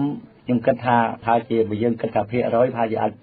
75% នៃការវិភាគត្រូវពីព្រោះថាហេតុអីបានជាការវិភាគរបស់ខ្ញុំត្រូវពីព្រោះថាទី1យើងយកអីហៅថាជាគោលបាទយកអីជាត្រីវិស័យដើម្បីឲ្យទិសដែលខ្ញុំហ៊ានវិភាគនយោបាយថាត្រូវ 75%ពួកខ្ញុំធ្លាប់ឆ្លងកាត់នៅក្នុងចំណោមអ្នកនយោបាយចាស់ទុំទាំងអស់ហើយក៏ដូចជាខ្ញុំតវេនពីរៀនច្បងដែលមានអាយុពី8ពី9ពី100ដែលគាត់បានផ្លាប់ជំបន្តបន្ទាប់ហើយនៅសល់ខ្ញុំចំនួន60ជាងហ្នឹងគឺថាខ្ញុំមានការវិភាគគឺខ្ញុំគិតថា นโยบายนี่ปาตกรรมนี่ให้จะเพียบการตกไม้นี่เวียดได้ต่อที่มีจับอะไรยังมีให้พอใช่ให้พอที่มุ้ยปาตกรรมนั่นคือทาไงนั่นคือจะไงตัดที่ดอกตามที่ดอกผมมุ้ยนี่คือจะไงจันจังมีดอกนอมนั่นบานสมัตินี้ทาหนึ่งชูนี้ในขนมกระไรจะเพียเชียบบาเวียนการดักนอมทางน้องมีสันดาชนแฟนให้ทางหนักปะแต่ช้างคือมีดักนอมโดยลุเทียนซอมหนึ่งสี่จังยังเคยทาการชูเนี่ยอยู่ตีปีนั้นเทียมกระทะอัดบางกายต่างอ๋อคือพวกเราเวียเข้าเนี่ยเทียนบอสได้ยอดได้ชูเนี่ยเข้าเนี่ยมาร้อยองศาได้มาดอกให้ไอ้บางทีเทียมเทียนทาเทียนบอสได้ชูเนี่ยเนาะให้เทียมกระทะมันบางกายคณะปะสังคมหรือใหญ่กรำแต่บางกายในคณะกรรมการที่หาถากาเสริมกัดไปเรื่องเทียบมันปรับก็ได้ในการบอกชนะดอแต่เป็นข้างคณะปะวิจิชวนเนาะอันนั้นคือกิจสีจักรบอกก็ได้บัดนี้อันนั้นฐานะที่ยมจิจักตรงเนี่ยนโยบายมันเนี่ยคือทางจิตสีบอกว่าพลอดแต่ปากกา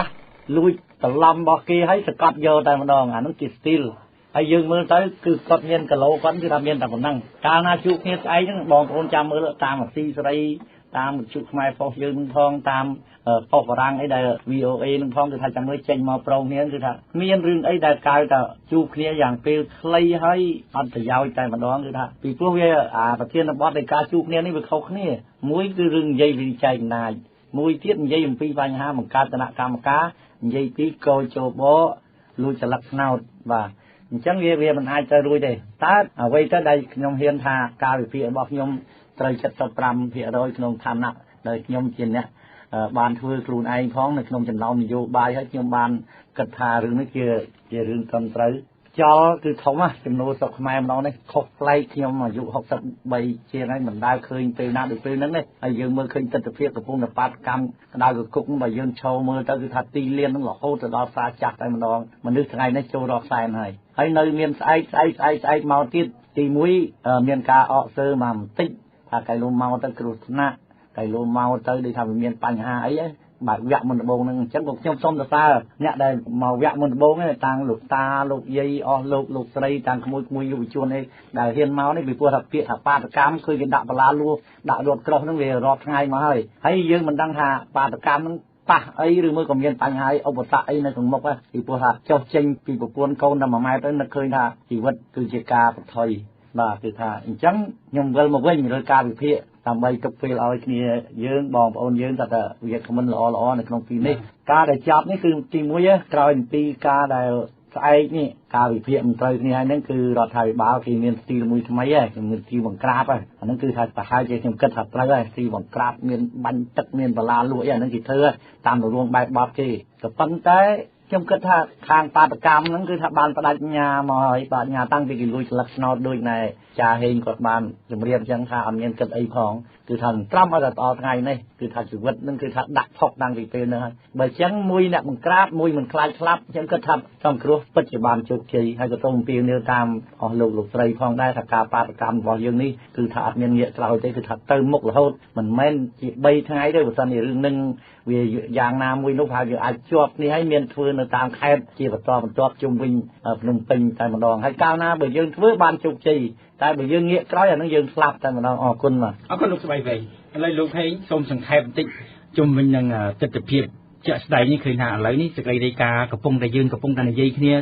วิพิษาเรื่องปฏิกรรมนี่เคยพวกเรากระพงได้ก็บุญทางไฮtừตามบรรดาเพลย์สำคัญบรรดาตระบานญาโทดะกำลังผลิตดะระบองลูกไอ้อะไรผู้ชีพรับบานปักติดจมูกในญาโทให้อะไรนึงกระพงแต่ปักติดที่ในหมกวัดบรมช่วยเจอกันพระบรมราชวังมันดังทำอย่างมาเจ๊ปัญหาอะไรยังคือการวิพิษาถ้าจะจงตัวนึงปัญหาตรงนี้ลูกให้ดำเนินเอาไว้ตามพญาการปูรอดหาเมียนเอาไว้ตามพญาการสมัติกัดได้จีขมายดูแค่นู้บางขยมส่งกรมจิตทำไมมาดองเตี้ยดอชวนลงเชียร์ตึงอ้อตีนขยมเชื่อปลุกขยมพลอดฝึกการมีในขนมจูมันตรีกิจการในจีเรียงระโหดหมาสมใบแต่รอดไงนี่ก็ขยมในแต่บางเบียวอดขนมฐานะชีมันตรีกิจการได้ให้ชีวิตบอกขยมคือช่องกัดจานบ่มพอดนั่นคือคำพนัยประดับอาวุธมีไอบาประดับอาวุธมีไอบอมโอนคลาบางสกอร์ขยมตามแต่เยะนิ่มทาสดักเมาตี បាទអញ្ចឹងខ្ញុំគ្រប់គ្រងយោធានឹងច្រើនណាស់មកហើយទឹកចិត្តខ្ញុំក៏មិនខុសប្លែកអំពីទឹកចិត្តរបស់មន្ត្រីរាជការមិនខុសប្លែកអំពីបងប្អូនកងកម្លាំងប្រដាប់អាវុធទាំងអស់មានយោធាមានប៉ូលីសនឹងដែរគឺមានចិត្តស្រឡាញ់គិតគូររឿងប្រទេសជាតិហើយសិតតែជាមនុស្សមានការយល់ដឹងថាស្អីខុសស្អីត្រូវស្អីយុត្តិធម៌ស្អីទៅអយុត្តិធម៌បាទគឺដឹងច្បាស់ណាស់ទៀតក៏ប៉ុន្តែការប្រតិបត្តិសប្តាហ៍ថ្ងៃនេះគឺបងប្អូនអនុវត្តទៅតាមទួនាទីបាទទៅតាមទួនាទីគឺសមត្ថកិច្ចដែលត្រូវឈរនៅកន្លែងណាគឺទទួលខុសត្រូវនៅអ្វីដែលជាបទបញ្ជារបស់ថ្នាក់លើដើម្បីឲ្យគ្នាធ្វើតាមតែបញ្ជានោះគឺបងប្អូនខ្លះមានការអអន់សម្ពន្ធចិត្តមានបដិខៈសញ្ញាទៀតក៏ប៉ុន្តែទន្ទឹមនឹងការថ្នាក់ថ្នាំងចិត្តនោះទៀតសោតក៏ខ្ញុំសូមជម្រាបជូនទៅបងប្អូនអ្នកខាងសន្តិសុខខាងប៉ូលីសខាងយោធានៅឲ្យបានជ្រាបផងដោយយ៉ាងអធិការដែលកើតឡើងនៅម្ដុំវត្តអ៊ុនឡោមនៅរំកុនលុចណាបាទគឺមានដាក់បារ៉ាស់ប្លុកកេមិនឲ្យប្រជាជនដើរចុះឡើងសូមបងប្អូនពិនិត្យឲ្យច្បាស់ទៀតបងប្អូនដែលបាននឹងកំពុងប្រកែកគ្នានោះបាទមានអធិការកើតឡើងនោះបងប្អូនខ្លះគឺអាសយដ្ឋានរបស់គាត់ប្រចាំថ្ងៃគឺនៅទីនោះតែម្ដងទៀតហើយឃើញថាបាតុភិបនេះកើតឡើងដោយសារតែការមិនយល់ហេតុបច្ច័យមិនយល់ហេតុផលយូរទៅជាប៉ាតណាប៉ាតណីបាទផ្ទះសបែងគេនៅនឹងតែជាមិនអោយគេចូលផ្ទះរបស់គេទៀតបាទដូច្នេះវាជារឿងមួយខុសឆ្គងណាបង្ហាញនៅអសមត្ថភាពបង្ហាញនៅភាពល្ងងខ្លៅរបស់ខ្លួនខ្លាំងមែនទែនទៀតរហូតដល់ទៅមិនដឹងថាផ្ទះគេនៅម្ដុំនឹងហើយមិនតន់ទៅនៅម្ដុំនឹងឬមួយក៏បាតកោនៅមិនមើលមិនស្គាល់ទៀតខ្ញុំមិនជឿថាមិនស្គាល់ទេបាទអញ្ចឹងសូមបងប្អូនទាំងអស់មេត្តាប្រើវិចារណញ្ញាណបាទជាមនុស្សបាទព្រោះមនុស្សនឹងថ្លៃថ្នូរមែនតែនបាទហើយយើងទាំងអស់គ្នាគ្មាននរណាម្នាក់ដែលថាល្ងងទេដល់ដំណាក់កាល 3-4 ជំនាន់រហូតមកដល់សពថ្ងៃនេះឃើញថាភិកច្រើនតាមសារព័ត៌មានតាមទូរទស្សន៍តាមអីគឺយើងរៀនសូត្រគ្រប់យ៉ាងទាំងអស់សិតតែគ្រប់ស្ថានភាពទាំងអស់សិតតែគួរដល់ការសិក្សារៀនសូត្រយើងមិនមែនខ្វះយើងមិនមែនថ្លង់យើងមិនមែនអត់ខួរទេអញ្ចឹងយើងទាំងអស់គ្នាគឺមានការចេះដឹងនិងមានឧត្តមគតិនិងមនសិការជាតិដូចគ្នាប្រហាក់ប្រហែលគ្នាទាំងអស់ទៀតណាលោកហេងខ្ញុំជំរាបសួរម្ដងទៀតជុំវិញនឹងទស្សនវិជ្ជាយើងជជែកគ្នាពីទស្សនវិជ្ជាធ្វើបាតកម្មប៉ុន្តែយើងនិយាយពីអាកាសធាតុវិញតើអំណោយផលទៅដល់ពលរដ្ឋនឹងបាតកម្មនេះទៀតបាទអរគុណណាស់បាទពាក់ព័ន្ធទៅនឹងបាតុភូតធម្មជាតិទៀតឃើញប្លែកខ្ញុំសូមណែនាំអារម្មណ៍ចំពោះជនរួមជាតិទាំងអស់ឲ្យបានជ្រាបផងដែរថានៅថ្ងៃទី7ខែ7 2013ណាថ្ងៃ7ខែ7ខែនេះខែ9ណាថ្ងៃ7ខែ7បានន័យថា2ខែកន្លងមកគឺយើងមានបាតុភូតធម្មជាតិដូចនេះទៀតគឺព្រះអាទិត្យគឺមានការបាំងឆ័ត្របាទមានបាំងឆ័ត្រទៀតបាទមិនមែនលោកខែបាំងឆ័ត្រទេណាព្រះអាទិត្យបាំងឆ័ត្របាទដូចជាថ្ងៃនឹងអញ្ចឹងបាទនៅពេលនោះសួរថាមានអភូតហេតុអ្វីកើតឡើងក្រោយអំពីការដែលព្រះអាទិត្យបាំងឆ័ត្រអញ្ចឹងគឺបិតារបស់សម្ដេចនាយករដ្ឋមន្ត្រីនោះណាហ៊ុនសែនគឺលោកតាមហាឧបាសកហ៊ុននាងលោកអ្នករណកាទៀតបាទហើយថ្ងៃនេះទៀតសោតគឺថ្ងៃទី15ខែកញ្ញាគ្រិស្តសករាជ2013ហ្នឹងហើយគឺព្រះអាទិត្យគឺបញ្ចេញរស្មីនឹងបាំងឆ័ត្រដូចជាថ្ងៃមុនទៀតបាទបើតាមការដែលធ្លាប់ជំនឿនិមិត្តរូបតគ្នាមកគឺបង្ហាញឲ្យឃើញច្បាស់ថាគឺនឹងមានគ្រោះថ្នាក់ចំពោះថ្នាក់ដឹកនាំណាមួយទៀតនឹងមានគ្រោះថ្នាក់នៅក្នុងចំពោះអ្នកដឹកនាំណាមួយជាក់ជាបង្ខានបាទនេះបើតាមដែលនិមិត្តរូបនៃបាតុភូតហ្នឹងគឺបង្ហាញចឹងឯងតែខ្ញុំមិនកំណត់ថាមិនដឹងជាអ្នកណាទេប៉ុន្តែត្រូវមានហើយរយៈពេលប្រហែលជាកន្លះខែនោះនៅយើងអាចដឹងថាតើអ្នកណាត្រូវទទួលរងនៅវិបត្តិបាទវិបត្តិយើងនិយាយពាក្យវិបត្តិទៅចុះកុំឲ្យនិយាយដល់ទៅជីវិតដល់ទៅស្អីធ្ងន់ពេកទេណាបាទយើងនិយាយថាអាចនឹងមានថ្នាក់ដឹកនាំណាមួយរូបមានវិបត្តិ một rút rút pi bay rút miền bát chạy chiều một khán thì pra pi thì chạy chiều một khán tiệt ở cơn lúc hay tại bàn chùm điệp chun ở đây đáp chùm mình là chùm nửa phòng này lại đào tạo lục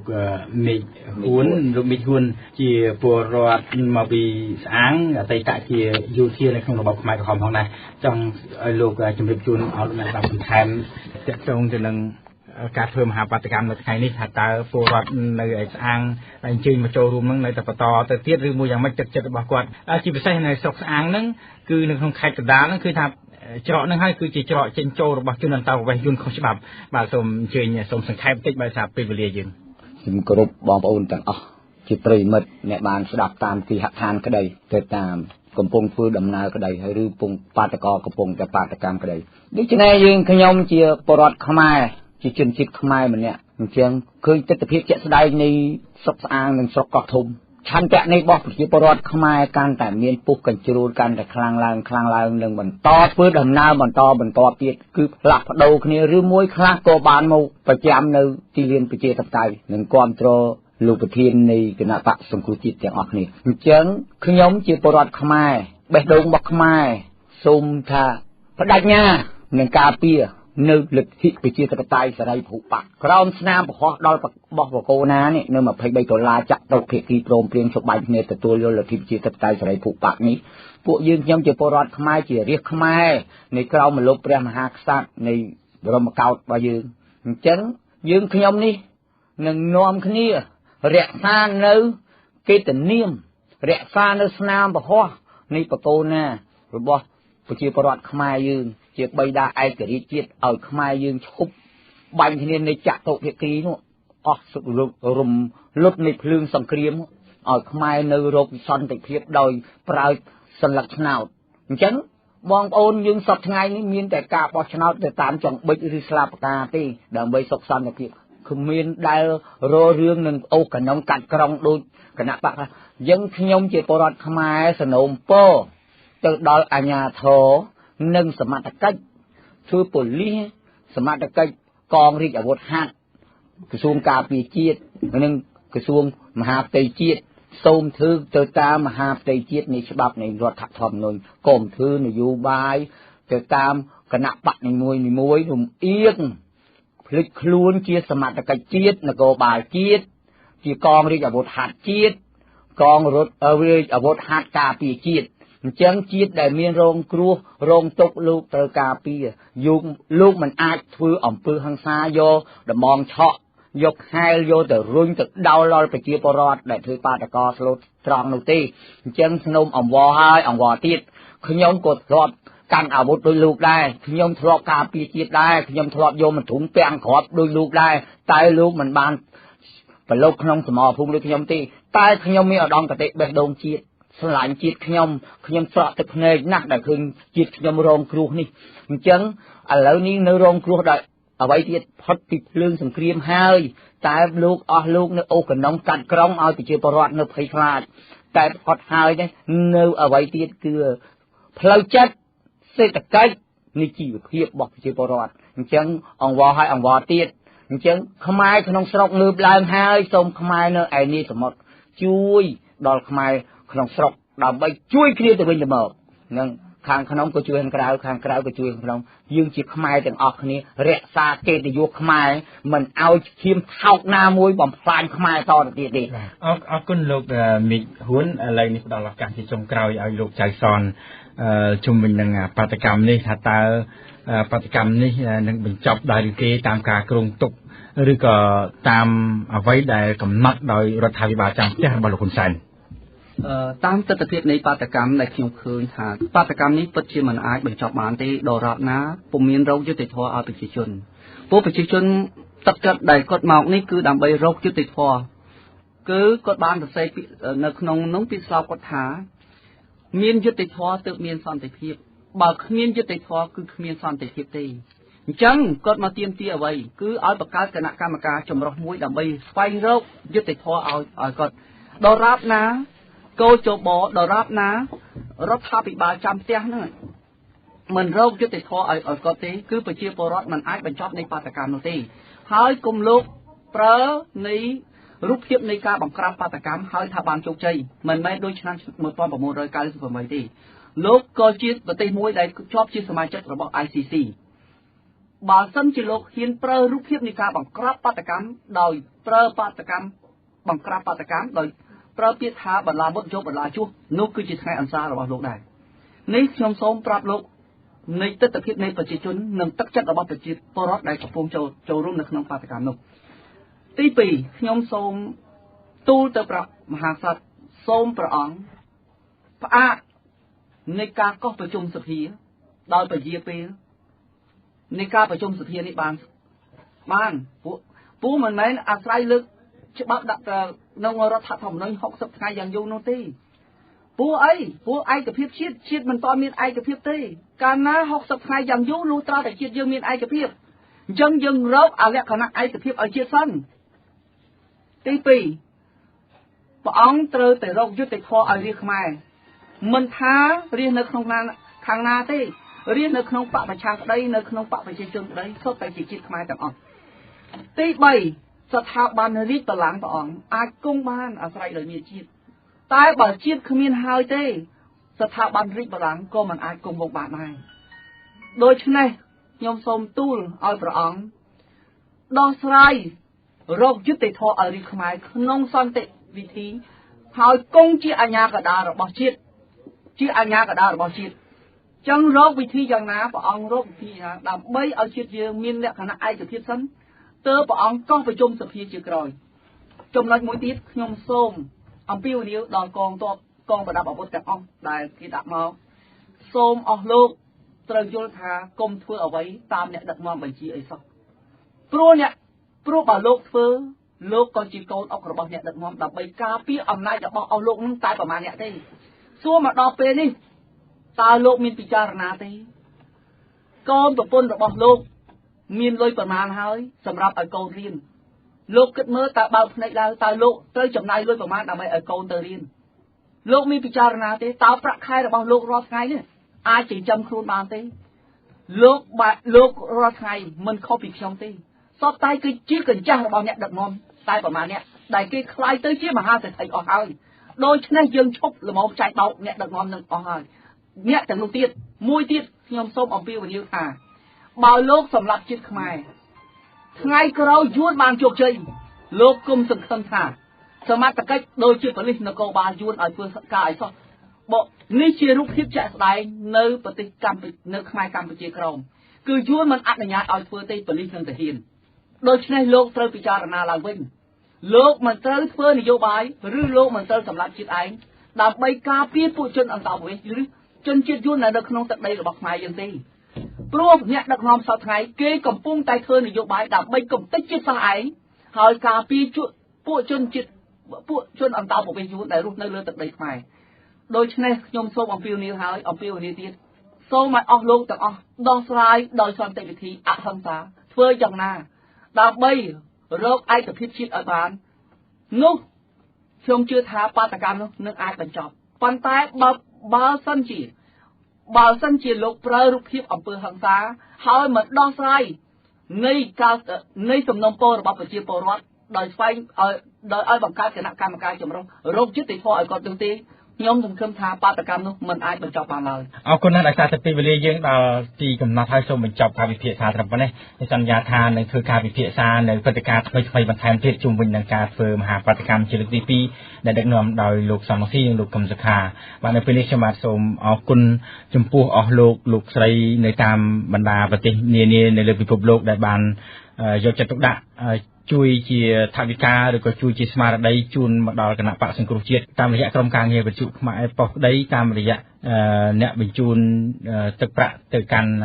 គណៈបកសង្គ្រោះជាតិដោយផ្ទាល់ក្តីគឺសូមថ្លែងអំណរគុណយ៉ាងជ្រាលជ្រៅចំពោះទឹកចិត្តរបស់លោកអ្នកបើទោះបីជានៅឆ្ងាយពីស្រុកកំណើតរបស់ខ្លួនក៏ដោយក៏លោកអ្នកនៅតែគិតគូរអំពីស្រុកកំណើតស្រុកទេសរបស់ខ្លួនដើម្បីចង់ឲ្យប្រទេសជាតិរបស់ខ្លួនគេចផុតពីកញ្ញាំបិសាចបរទេសបាទហើយជានៅក្នុងឱកាសនេះផងដែរខ្ញុំបាទក៏សូមថ្លែងអំណរគុណដល់សម្លេងខ្មែរដើម្បីប្រជាធិបតេយ្យនៅ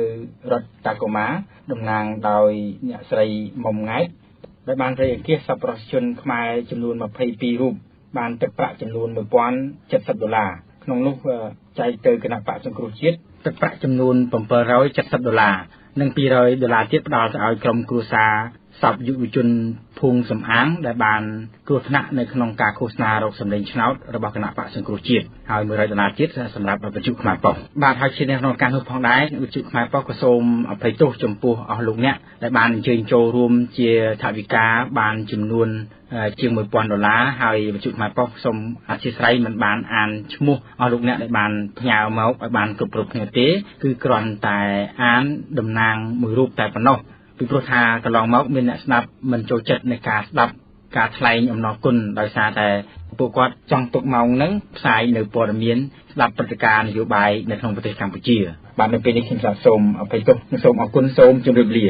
ចាលោកនាងស្ដាប់ជាទីមេត្រីនៅព្រឹកថ្ងៃទី15ខែសីហានេះគណៈបក្សសង្គ្រោះជាតិបានធ្វើមហាបាតកម្មអហិង្សាមួយដើម្បីទាមទាររកយុត្តិធម៌ជូនប្រជាពលរដ្ឋដែលជាម្ចាស់ឆ្នោតចាជាបន្តសូមអញ្ជើញលោកអ្នកនាងតាមដានស្ដាប់សេចក្តីរាយការណ៍របស់ក្រុមការងារវិទ្យុខ្មែរប៉ុស្តិ៍ដែលបានចុះយកព័ត៌មានផ្ទាល់ដូច្នេះសូមអញ្ជើញលោកអ្នកនាងតាមដានស្ដាប់លោកអិនសុខាសាកសួរដេញដោលទៅក្រុមការងារវិទ្យុខ្មែរប៉ុស្តិ៍ដែលមានខ្លឹមសារជាបន្តបន្ទាប់ដូចតទៅបាទជំរាបសួរអស់លោកអ្នកស្ដាប់វិទ្យុខ្មែរប៉ុស្តិ៍ទាំងអស់ជាទីមេត្រី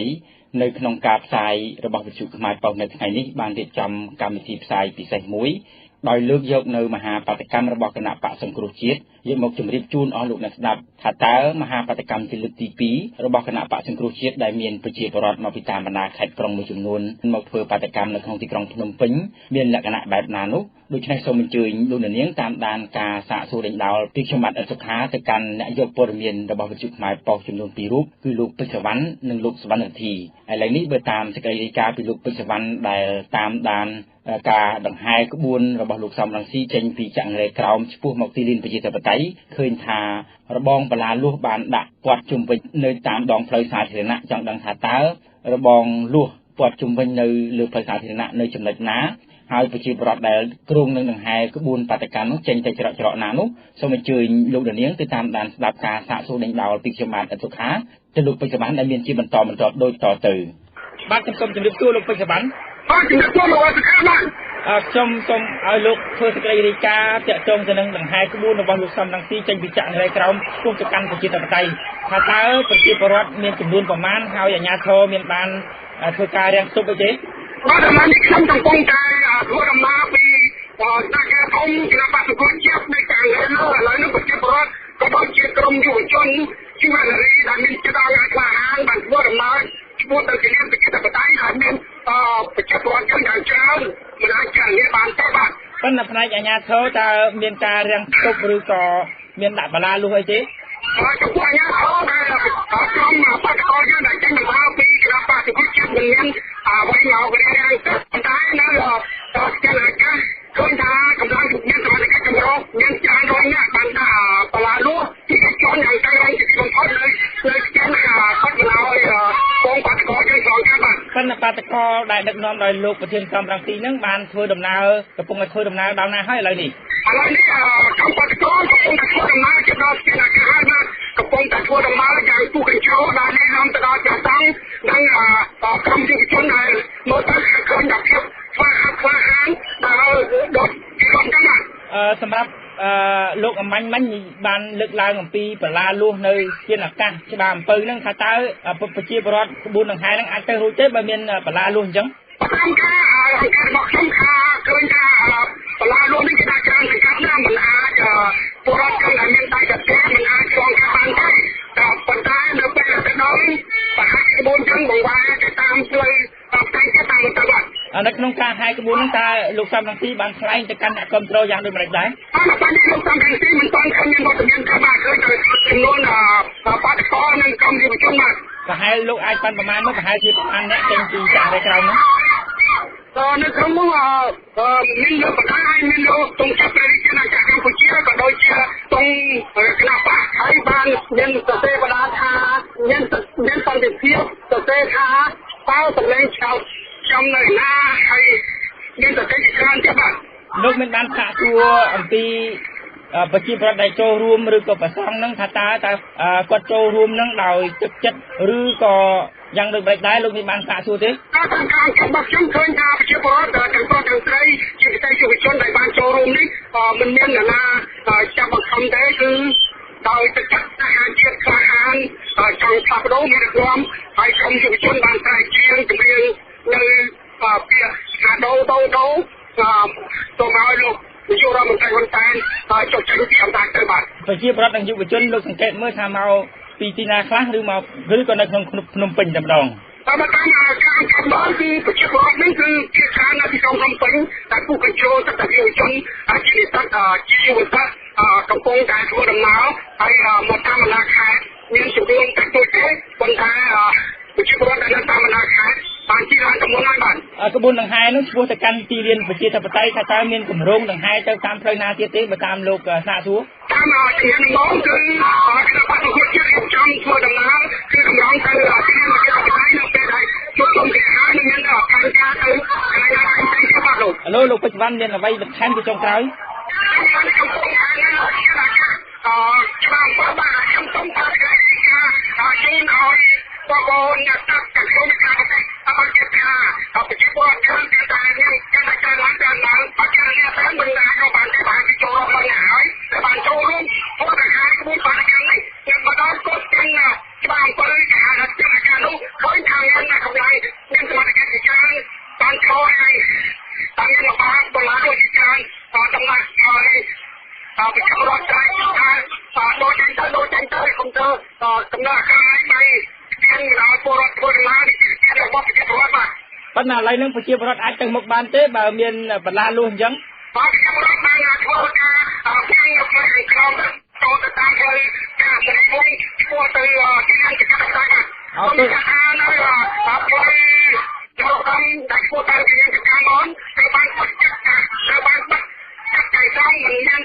ផ្លូវណាទៅបានទេបាទអញ្ចឹងបាទឃើញថាប្រជាពលរដ្ឋនៅតាមផ្លូវដូចជាក្នុងជំនឿបានចូលរួមចំណាយការច្រើនតាមមែនតើបាទខ្ញុំថាចំពោះនេះការរបាយការណ៍ជូនទៅជូនពីបងប្អូនខ្មែរតែស្ដាប់ពីបងប្អូនតែក្នុងខាងក្បាលបាទខ្ញុំសូមអរគុណលោកពេជ្រសវណ្ណដែលបានធ្វើសេចក្តីរាយការណ៍ពីក្បួនដង្ហែបាតកម្មនៅថ្ងៃនេះបាទសូមអរគុណលោកអធិការសូមជម្រាបលាបាទលោកនាងស្ដាប់ជាទីមេត្រីលោកនាងបានស្ដាប់ជ្រាបរួចមកហើយជាមួយនឹងក្បួនដង្ហែរបស់ប្រជាពលរដ្ឋធ្វើមហាបាតកម្មដែលចេញដំណើរពីទីស្នាក់ការគណៈបក្សសង្គ្រោះជាតិនៅចង្រៃក្រោមឆ្ពោះមកទីលានប្រជាធិបតេយ្យប៉ុន្តែបើតាមលោកពេជ្រសវណ្ណបានរាយការណ៍ថាបលាលួសបានដាក់នៅលើស្ពានអាកាសមិនដឹងថា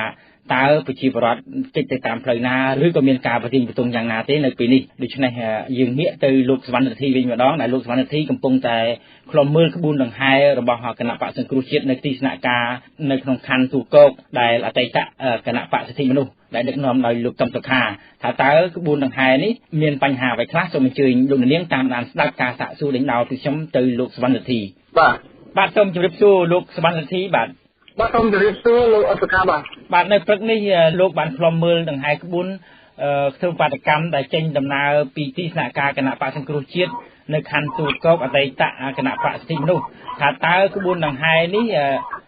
ចេញទៅច្រកណាដែរនៅព្រឹកនេះបាទអរគុណលោកអធិការបាទក្បួនដង្ហែរបស់គណៈបក្សសង្គ្រោះជាតិចេញពីទីស្នាក់ការនៅឯខណ្ឌទូកោកនោះដែលដឹកនាំដោយលោកកឹមសុខាលោកប្រធានគណៈបក្សសង្គ្រោះជាតិគឺបានដង្ហែមកតាមផ្លូវកម្ពុជាក្រោមឆ្ពោះទៅទីលានប្រជាធិបតេយ្យនៅជិតវត្តភ្នំបាទប៉ុន្តែមានមនុស្សចូលរួមប្រមាណអ្នកហើយមានយុវជនអីចូលរួមទេនៅព្រឹកនេះបាទលោកអធិការតាមការបន្ទែករបស់ខ្ញុំគឺមានប្រជាពលរដ្ឋមិនថាជាយុវជនគឺគ្រប់ប្រព័ន្ធគណៈទាំងអស់គឺបានមកចូលរួមនៅក្នុងក្បួនដង្ហែទៅកាន់ទីលានប្រជាធិបតេយ្យហើយយើងខ្ញុំបានសង្កេតឃើញថានៅលើដៃរបស់ពួកគេគឺមានកាន់បដាសរសេរអក្សរថាតើសម្លឹកឆ្នោតរបស់ខ្ញុំនៅឯណាហើយអ្នកខ្លះកាន់បដាដែលមានសរសេរថាមានយុត្តិធម៌ទើបមានសន្តិភាពហើយចំនួនមនុស្សដែលបានចូលរួមនៅក្នុងព្រឹកនេះគឺបើតាមខ្ញុំបានស្មានមើលប្រហែលជាពី3000ទៅ5000នាក់បាទប៉ុន្តែមុននឹងចេញដំណើរតើលោកកឹមសុខាបានថ្លែងអ្វីទៅកាន់អ្នកគ្រប់គ្រងលោកកឹមសុខានោះគឺបាននិយាយចេញពីខាងលើនៃទីស្នាក់ការនោះមកកាន់ក្រុមបាតកោដែលឈរនៅខាងក្រោមរងចាំលោកគឺលោកបានថ្លែងថាលោកសូមថ្លែងអំណរគុណចំពោះទឹកចិត្តប្រជាពលរដ្ឋដែលបានមកចូលរួមក្នុងការធ្វើបាតកម្មនៅថ្ងៃនេះដើម្បីទាមទាររកយុត្តិធម៌ទាំងអស់គ្នាបាទលោកមានសង្កេតមើលថាតើកម្លាំងមានសមត្ថកិច្ចរបស់រដ្ឋាភិបាលចាំផ្ទះហ្នឹងបានដាក់ពង្រាយហើយរឹតបន្តឹងនៅសន្តិសុខបែបណាដែរសម្រាប់កម្លាំងសន្តិសុខវិញហាក់បីដូចជាមានការផ្លាយដោយសារនៅតាមដងផ្លូវគឺមិនមាន កម្លាំងសន្តិសុខកងកម្លាំងប្រដាប់អាវុធដែលយើងជាប់តែឃើញកាន់ខែកាន់ដំបងឆក់អីហ្នឹងកាន់តែភ្លើងនៅតាមផ្លូវជាប្រចាំតែម្ដងថ្ងៃនេះនៅជើកម្ពុជាក្រោមដែលខ្ញុំកំពុងតែធ្វើដំណើរនេះគឺមិនមានកងកម្លាំងទៅនោះទេក្រៅតែពីប៉ូលីសចរាចរណ៍ដែលជួយចាំធ្វើចរាចរណ៍ឲ្យបានសម្រាប់ប្រជាពលរដ្ឋនៅតាមសងខាងផ្លូវវិញលោកសង្កេតមើលថាតើមានការសាទរនឹងក្បួនបាតកម្មនោះទេអរគុណនៅចំនួននេះតាមការសង្កេតឃើញរបស់ខ្ញុំគឺប្រជាពលរដ្ឋគឺបានចេញមកពីគ្រប់កម្មមកឈរអសាទរក្បួនដង្ហែរបស់គណៈបព្វជិជាតិដែលគេបានលើកដៃហាំបីដូចថាគ្រប់គ្រងទាំងក្រុមចំពោះការធ្វើបាតកម្មដើម្បីទាមទាររងយុត្តិធម៌ដើម្បីទាមទាររងពលរដ្ឋរបស់គេមកវិញទៅបានឆ្នេះក្បួនដង្ហែដែលដឹកនាំដោយលោកកឹមសុខាហ្នឹងមិនមានបញ្ហាជំទាស់អីជាមួយនឹងអាជ្ញាធរមានស្មារតីនៅតាមដងផ្លូវទេឃើញតែក្បួនហ្នឹងកំពុងតែទៅមុខដល់ណាហើយនៅពេលនេះបាននិយាយការពិតឲ្យលោកសុខាគឺមិនមានអាជ្ញាធរណាចេញមករៀបរៀងមកគម្រាមកំហែងតាមផ្លូវទេគឺមានការធ្វើដំណើរទៅដោយរលូនហើយគេសង្ឃឹមថានឹងមិនមានបញ្ហារហូតដល់ទីលានជាតតៃដែលយើងដឹងថាចម្ងាយពីទីស្នាក់ការរបស់គណៈបព្វជិជាតិពីខណ្ឌទូកងទៅដល់ទីលានជាតតៃនេះគឺមានរយៈចម្ងាយប្រហែលជា5គីឡូម៉ែត្រនោះបាទតាមគម្រោងរបស់គណៈបកសង្គ្រោះជាតិនឹងដឹកនាំមហាបាតកម្មហ្នឹងចេញទៅផ្លូវណានៅពេលដែលទៅដល់ទីលានប្រជាធិបតេយ្យនៅព្រឹកនេះនោះតាមការប្រាប់ដឹងពីថ្នាក់ដឹកនាំគណៈបកសង្គ្រោះជាតិហ្នឹងគឺបានប្រាប់ដឹងថាក្បួនដង្ហែពីគណៈបព្វជិជាតិដែលខាងទូកងស្ទង់ទឹកនឹងទៅឈប់នៅទីលានជាតតៃហើយក្បួនដង្ហែមួយទៀតនឹងដង្ហែនៅតែដឹកនាំដោយលោកតន្ត្រីគណៈបព្វជិជាតិនេះគឺនឹងដង្ហែពីទីស្នាក់ការចាងរ៉ែមកកាន់ទីលានជាតតៃហើយគេនឹងឈប់បញ្ចប់នៅទីលានជាតតៃដើម្បីធ្វើតាមកម្មវិធីផ្សេងៗដូចជាមានការប្រគំតន្ត្រីការថ្លែងសារអីហើយរឿងបរិហាតែគេនឹងដើរក្បួនដង្ហែជុំវិញទីក្រុងភ្នំពេញអីយ៉ាងណានោះគឺមិនទាន់បានដឹងនៅឡើយទេបាទលោកមានបានសាកសួរថ្នាក់ដឹកនាំនេះថាតើការធ្វើបាតកម្មនឹងកំណត់ត្រឹមម៉ោង6ល្ងាចដែលរដ្ឋាភិបាលបានកំណត់ថាត្រឹមម៉ោង6ព្រឹកដល់ម៉ោង6ល្ងាចឬមួយក៏នៅតែបន្តនៅថ្ងៃច័ន្ទស្អែកទៀតបាទតាមការប្រាប់បែបហ្នឹងគឺការរបស់ប្រគល់ជាតិនោះគឺគេមិនបានខ្វល់ទៅនឹងការប្រាប់ឲ្យដឹងការបញ្ជារបស់អាជ្ញាធររដ្ឋាភិបាលទេគឺលោកបាននិយាយដល់ថាអ្វីគឺធ្វើទៅតាមឆន្ទៈរបស់ប្រជាពលរដ្ឋនៅទីនេះបាទសម្រាប់ទឹកចិត្តរបស់ពលរដ្ឋវិញតើគាត់មានទឹកចិត្តនឹងចង់ផ្លាស់ប្ដូរនឹងគឺថាចេញពីបេះដូងរបស់គាត់ឬមួយក៏យ៉ាងម៉េចដែរក្នុងការចូលរួមធ្វើបាតកម្មរបស់ពលរដ្ឋនោះខ្ញុំសូមអរគុណនៅចំនួននេះដែរលោកអត្តថាអ្វីដែលបញ្ជាក់ពីឆន្ទៈរបស់គាត់នេះគឺយើងអាចមើលតាមការដែលប្រជាពលរដ្ឋដែលលោកទីឆ្នាំងទីអង្គទីទឹកហើយនឹងជួយអស់ហ្នឹងគឺលោកបានចាក់ចេញពីផ្ទះសម្បែងនៅខេត្តឆ្ងាញ់តែបានមកចូលរួមបាតកម្មតាំងពីយុគម្សិលមិញហើយមកស្នាក់នៅឯទីលានជាធិបតេយ្យ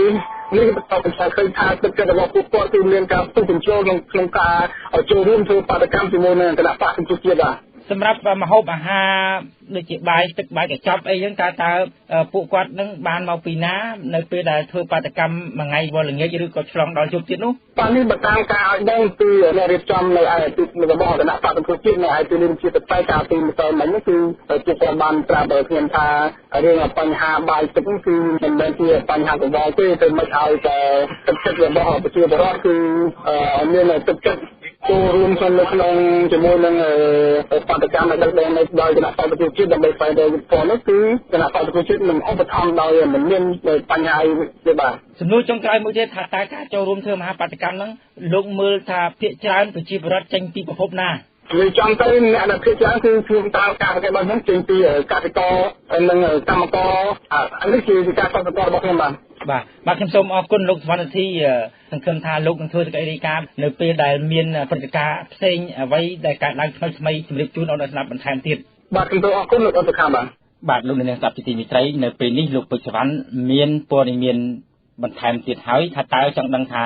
ក្បួនដង្ហែបាតកម្មដែលដឹកនាំដោយលោកសំរងស៊ីមកដល់ណាហើយមានបញ្ហាអីកើតឡើងនោះសូមអញ្ជើញលោកនាងតាមដានស្ដាប់ការសាកសួរដេញដោលពីខ្ញុំបាទទៅកាន់លោកពេជ្រសវណ្ណជាបន្តទៀតដូចតទៅលោកជំរាបសួរលោកពេជ្រសវណ្ណមានអ្វីបន្ថែមទៀតជុំវិញនឹងក្បួនដង្ហែបាតកម្មនៅព្រឹកនេះបន្ទាប់ពីលោកបានធ្វើសេចក្តីរាយការណ៍ម្ដងរួចមកហើយនោះបាទខ្ញុំធ្វើសេចក្តីរាយការណ៍បន្ថែមទៀតជូន អ្នកស្ដាប់ទាំងក្នុងនិងក្រៅប្រទេសបានជឿថាឥឡូវនេះលោកសំរងស៊ីកំពុងតែដឹកនាំក្បួនបាតកម្មនៅក្នុងជួរខាងមុខឥឡូវនេះខ្ញុំកំពុងតែឈរនៅជួរខាងមុខដើម្បីថតទស្សនវិជ្ជាតែប្រជាពលរដ្ឋដែលបានចូលរួមយ៉ាងច្រើនក៏ជាកិច្ចក្រុមយុវជនតែម្ដងបាទហើយតាមព័ត៌មានពីបុគ្គលិកលោកជាងមនីសេរីកម្មករនឹងបានរាយការណ៍មកថាមានពលរដ្ឋខ្មែរយើងជាច្រើនឡានជាពិសេសប្រហែលជា100ឡានជាងបានចាក់ចេញពីទីក្រុងកំពង់ស្ពឺក្រុងក្បាលមនឆ្ពោះមកទីក្រុងភ្នំពេញដើម្បីចូលរួមធ្វើបាតកម្មបាទមានន័យថាលោកជាមនីបានដឹកនាំកម្មកររោងចក្រមកធ្វើបាតកម្មជាមួយនឹងគណៈបក្សសង្គ្រោះជាតិដែរនៅព្រឹកនេះហ៎តែនេះមិនបានឃើញលោកជាមនីតែតែមានសហការីគាត់បានចូលរួមហើយគាត់បានចាត់តងផ្លូវឆ្លងនឹងកម្មការនេះហើយចេញពីរោងចក្រយ៉ាងច្រើនឡើងពីខេត្តកំពង់ស្ពឺតាមសេចក្តីរាយការណ៍ដែលខ្ញុំបានលើកផ្ទាល់តទៅអាវុធហត្ថនៅចំការមកនឹងឃើញរដ្ឋាភិបាលបានដាក់ទីចំនួន4ឡានហើយគាត់បាននិយាយថាគាត់នឹងចង់ចូលរួមដែរប៉ុន្តែគឺមិនឲ្យមកការពារអញ្ចឹងគាត់មានការអញ្ជើញទៅរបស់រដ្ឋាភិបាលដែលបង្ខំឲ្យគាត់មកជួយ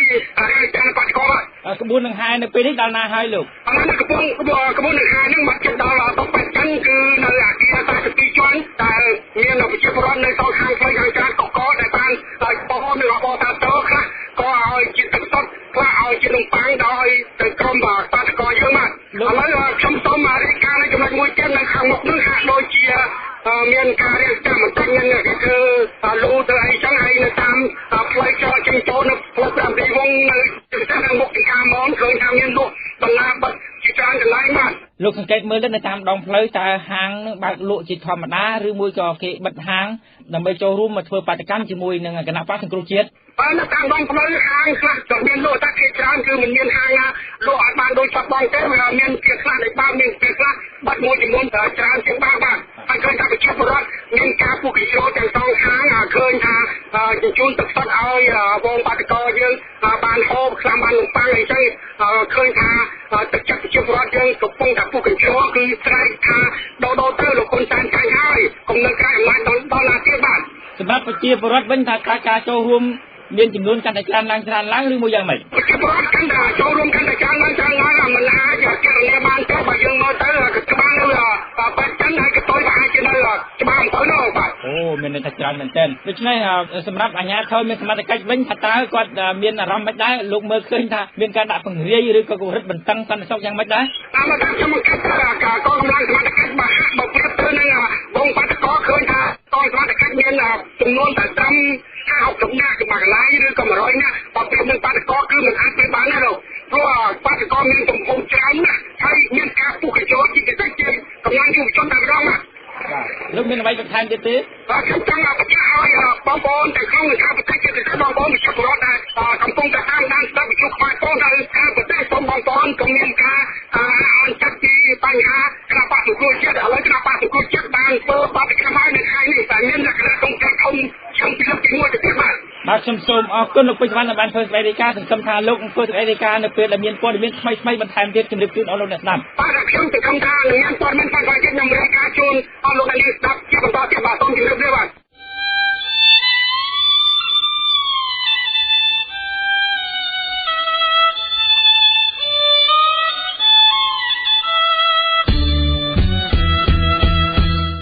បាទលោកនាងស្ដាប់ជាទីមេត្រីនៅពេលនេះអ្នកយកព័ត៌មានយើងមួយរូបទៀតបានកំពុងតែធ្វើការតាមដានខ្លំមើលក្បួនធ្វើបាតកម្មរបស់គណៈបក្សសង្គ្រោះជាតិចេញមកជ្រុងមួយទៀតគឺដឹកនាំដោយលោកគង់គំជាទីប្រឹក្សាជាន់ខ្ពស់របស់គណៈបក្សសង្គ្រោះជាតិថាតើក្បួនដង្ហែចេញពីបូដិញឆ្ពោះមកទីលានប្រជាធិបតេយ្យនៅវត្តភ្នំហ្នឹងមានលក្ខណៈបែបណានោះសូមអញ្ជើញលោកនាងទៅតាមដានស្ដាប់ការសាកសួរពីខ្ញុំបាទទៅកាន់លោក William ដែលជាអ្នកយកព័ត៌មានវិទ្យុខ្មែរប៉ុស្តិ៍ដែលកំពុងតែធ្វើការខ្លំមើលដូច្នេះសូមអញ្ជើញលោកនាងតាមដានស្ដាប់ដូចតទៅបាទជំរាបសួរលោក William បាទជំរាបសួរបងអធិការបាទខ្ញុំសូមឲ្យលោកធ្វើសេចក្តីរាយការណ៍ជូនអស់លោកអ្នកស្ដាប់អំពីក្បួនដង្ហែរបស់គណៈបក្សសង្គ្រោះជាតិដែលដឹកនាំដោយលោកគង់គំចេញពីបូដិញឆ្ពោះទៅកាន់ទីលានប្រជាធិបតេយ្យនៅថ្ងៃនេះឥឡូវនេះក្បួនដង្ហែរបស់លោកគង់គំនិងលោកតុនថៃគឺបានមកដល់សាលារៀនទីសវត្ថហើយបាទព្រោះតាមបណ្ដោយផ្លូវដែលក្បួនដង្ហែមកនេះគឺមានការទប់កាត់ពីអាជ្ញាធររបស់រដ្ឋាភិបាលចាំផ្ទះលោកហ៊ុនសែនហ្នឹងគឺបាត់របងផ្លូវមិនឲ្យខែតាមវិមានឯករាជ្យទេគឺមានការបិទបាំងរបង ลุงจิตราไทยก็ไอ้เรานี่ที่ดาวตามมันเป็นน้องแต่ดาวดาวมุกลาเรียนที่สวัสดิ์ไทยบ้านจำนวนประชากรเป็นแต่โจรวมเป็นจานก็ดิเรียนโจรวมสร้างประหารตรงเชียประมาณแต่ตรงเชียไปบุญพรเนี่ยได้ป่ะใจตาเรียนการห้ามข้อตีอย่างเงี้ยโทมันเอาโจรวมก็ชนะได้เดินจันทร์บ้านเชียขบวนของไทยนี่มีประวัติใช้ได้เรื่องมันบานดาวมุกโลมาเต้บ้านมีประตูปฏิรักษ์เนี่ยได้ในเปรได้กองกำลังบานด่าบลาลู่บัดเพลิงมันเอาเจนโจในพวกตัวพิมพ์ไอคิเล็กนั่งเป็นบานปัสกิกเนี่ยใช่อันนี้ได้ปัญญาการใจกิตุกเราเอาสำหรับเรียนไทยมาตามเราเปลี่ยนนิวงปัญญาเราเปลี่ยนนิวงโดยสาขาเจ้าจราจรดาวตะกี้โบราณยังเนี่ยนอมวงปาตะกอกระบวนการไทยนั่นก็กดมาแล้วตามเราปักเตอร์สำหรับวัดเมียนเรากงก้อมกระปงในกระบวนในชั่วโมงหนึ่งกระบวนหนึ่งไฮนั่นไงบ้าแต่เราคงก็เป็นบ้านคลายอย่างไว้ด้วยกันเนี่ยกรมโจรวมเธอปฏิการนั่งทีก็อับบ้านคลายอย่างไว้เอาเต้ตัวไอ้สำคัญคือเอาแต่ปัจจุบันโบราณบ้านกระบวนหนึ่งไฮหนึ่งก้อนหนึ่งโคใจทาเจโยกันนะป่ะจนทุกเจี๊ยบทำไมเตรียมเตี้ยโรงยาติดต่อตอนในแจ็คเนาแต่ปัจจุบันเต้ให้หนึ่งเงินกระบวนหนึ่งไฮดาวเราเงินปีดาเงินตรงเจี๊ยบรวมไปอย่างสำหรับเนี่ยกระจายเชียดหนึ่งอันตรายเชียดเป็นบ้านโจรวมสังเกตเมื่อได้ลงเมื่อเคยทั่วปฏิกรรมเนี่ยสมัยเนี่ยซาฟอร์เมียนเชียดหนึ่งอันตรายที่คือ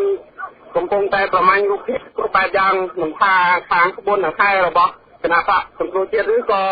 ทางรัฐบาลได้เกี่ยทางเล่ากรุ๊ปแบบอย่างนั้นก็ตามประมาณกรุ๊ปแบบอย่างหนึ่งดันทารัฐบาลปัจจุบันนั้นคือมันข้ามปาตะกอมันน้อยเธอปาตะกรรมทำไมเปลี่ยนเตี้ยโรงยาติดต่อจูมีการนาวไปบ้างจังกระบวนหนังไฮนั่นคือชัวตือตีเลียนที่จะปฏิโดยกระบวนหนังไฮระบายลูกซ้ำรังสีจันปีจังไรกราวโดยกระบวนหนังไฮระบายลูกกำสคาจันปีตีสากาตูกบหมอกจุบจุ่มเนี่ยในตีเลียนพิจิตรปฏิแต่มวยลูกเมนบานดังในท่าตาปฏิปีจุบจุ่มไฮกระบวนนั่งเมนกรงนั่งเส้นดำน้ำหนังไฮกระบวนไอปฏิเตี้ยเตี้ยแล้วที่พอเมนขาดนี่มันตอนปากกาเต้แบบปันไตตอนใจกระบวนหนังไฮนี่คือเพื่อไม่เอาให้ดาวตีเลียนไปที่ทับปะไตดำไปจุดจงเคลียหนึ่งเลียนขบวนของไฮเซ็งเทียดดำไปถ้าเรายังเป็นปัญญาตนาจังหวัดสำหรับประชีพรถประจำสองข้างเพลย์วิ่งตากอดเมียนจัดอย่างหนึ่งได้ในปีแต่คืนขบวนของไฮปฏิกรรมระบบคณะปะสังโครชิตดำไปส่งมาเมียนกาพลักโดหรือก็โรคยุติธรรมในปีแต่กะบัชนามันเมียนเทียบเป็นปกตินู้สมัยไอ้ประชีพโบราณมวยจำนวนมันทำมวยจำนวนที่คือสมัยแบบเชื่อชาญดังออกคือในการริกลอย่างครั้งจำพวกมันไตรประดับอาวุธกรุ๊ปจอนขนาดตลอดได้เงินเธอต่างติดการบัตรเรากรุ๊ปแบบอย่างน้องการจะจอจิงโจสมัยจัดแจกลงไหนก็อาบานโจได้ตอนนี้เจ้าไอ้ฉบับล้อตำเราไปยังในการเตะตัดเงินบ้านก็เอาโจได้สมัยไอ้ประชีพโบราณมวยจำนวนที่ต่อไปทาอายุติดท่อน่าสมควรคณะปะสังครูเชื่อก็ประชีพโบราณตัวไหนเนี่ยเตียนเตียโยยุติดท่อทำไมรอของเราให้เป็นในทางกำลังประดับอาวุธนั่นคือก่อนเนื่องจากเราไม่ได้คือก่อนทำมันเอาไปจีโปรอดมันเอาโจจีไรขาดตัวเมียนการอันตรายคงปีนี้กับใช้ด้วยก็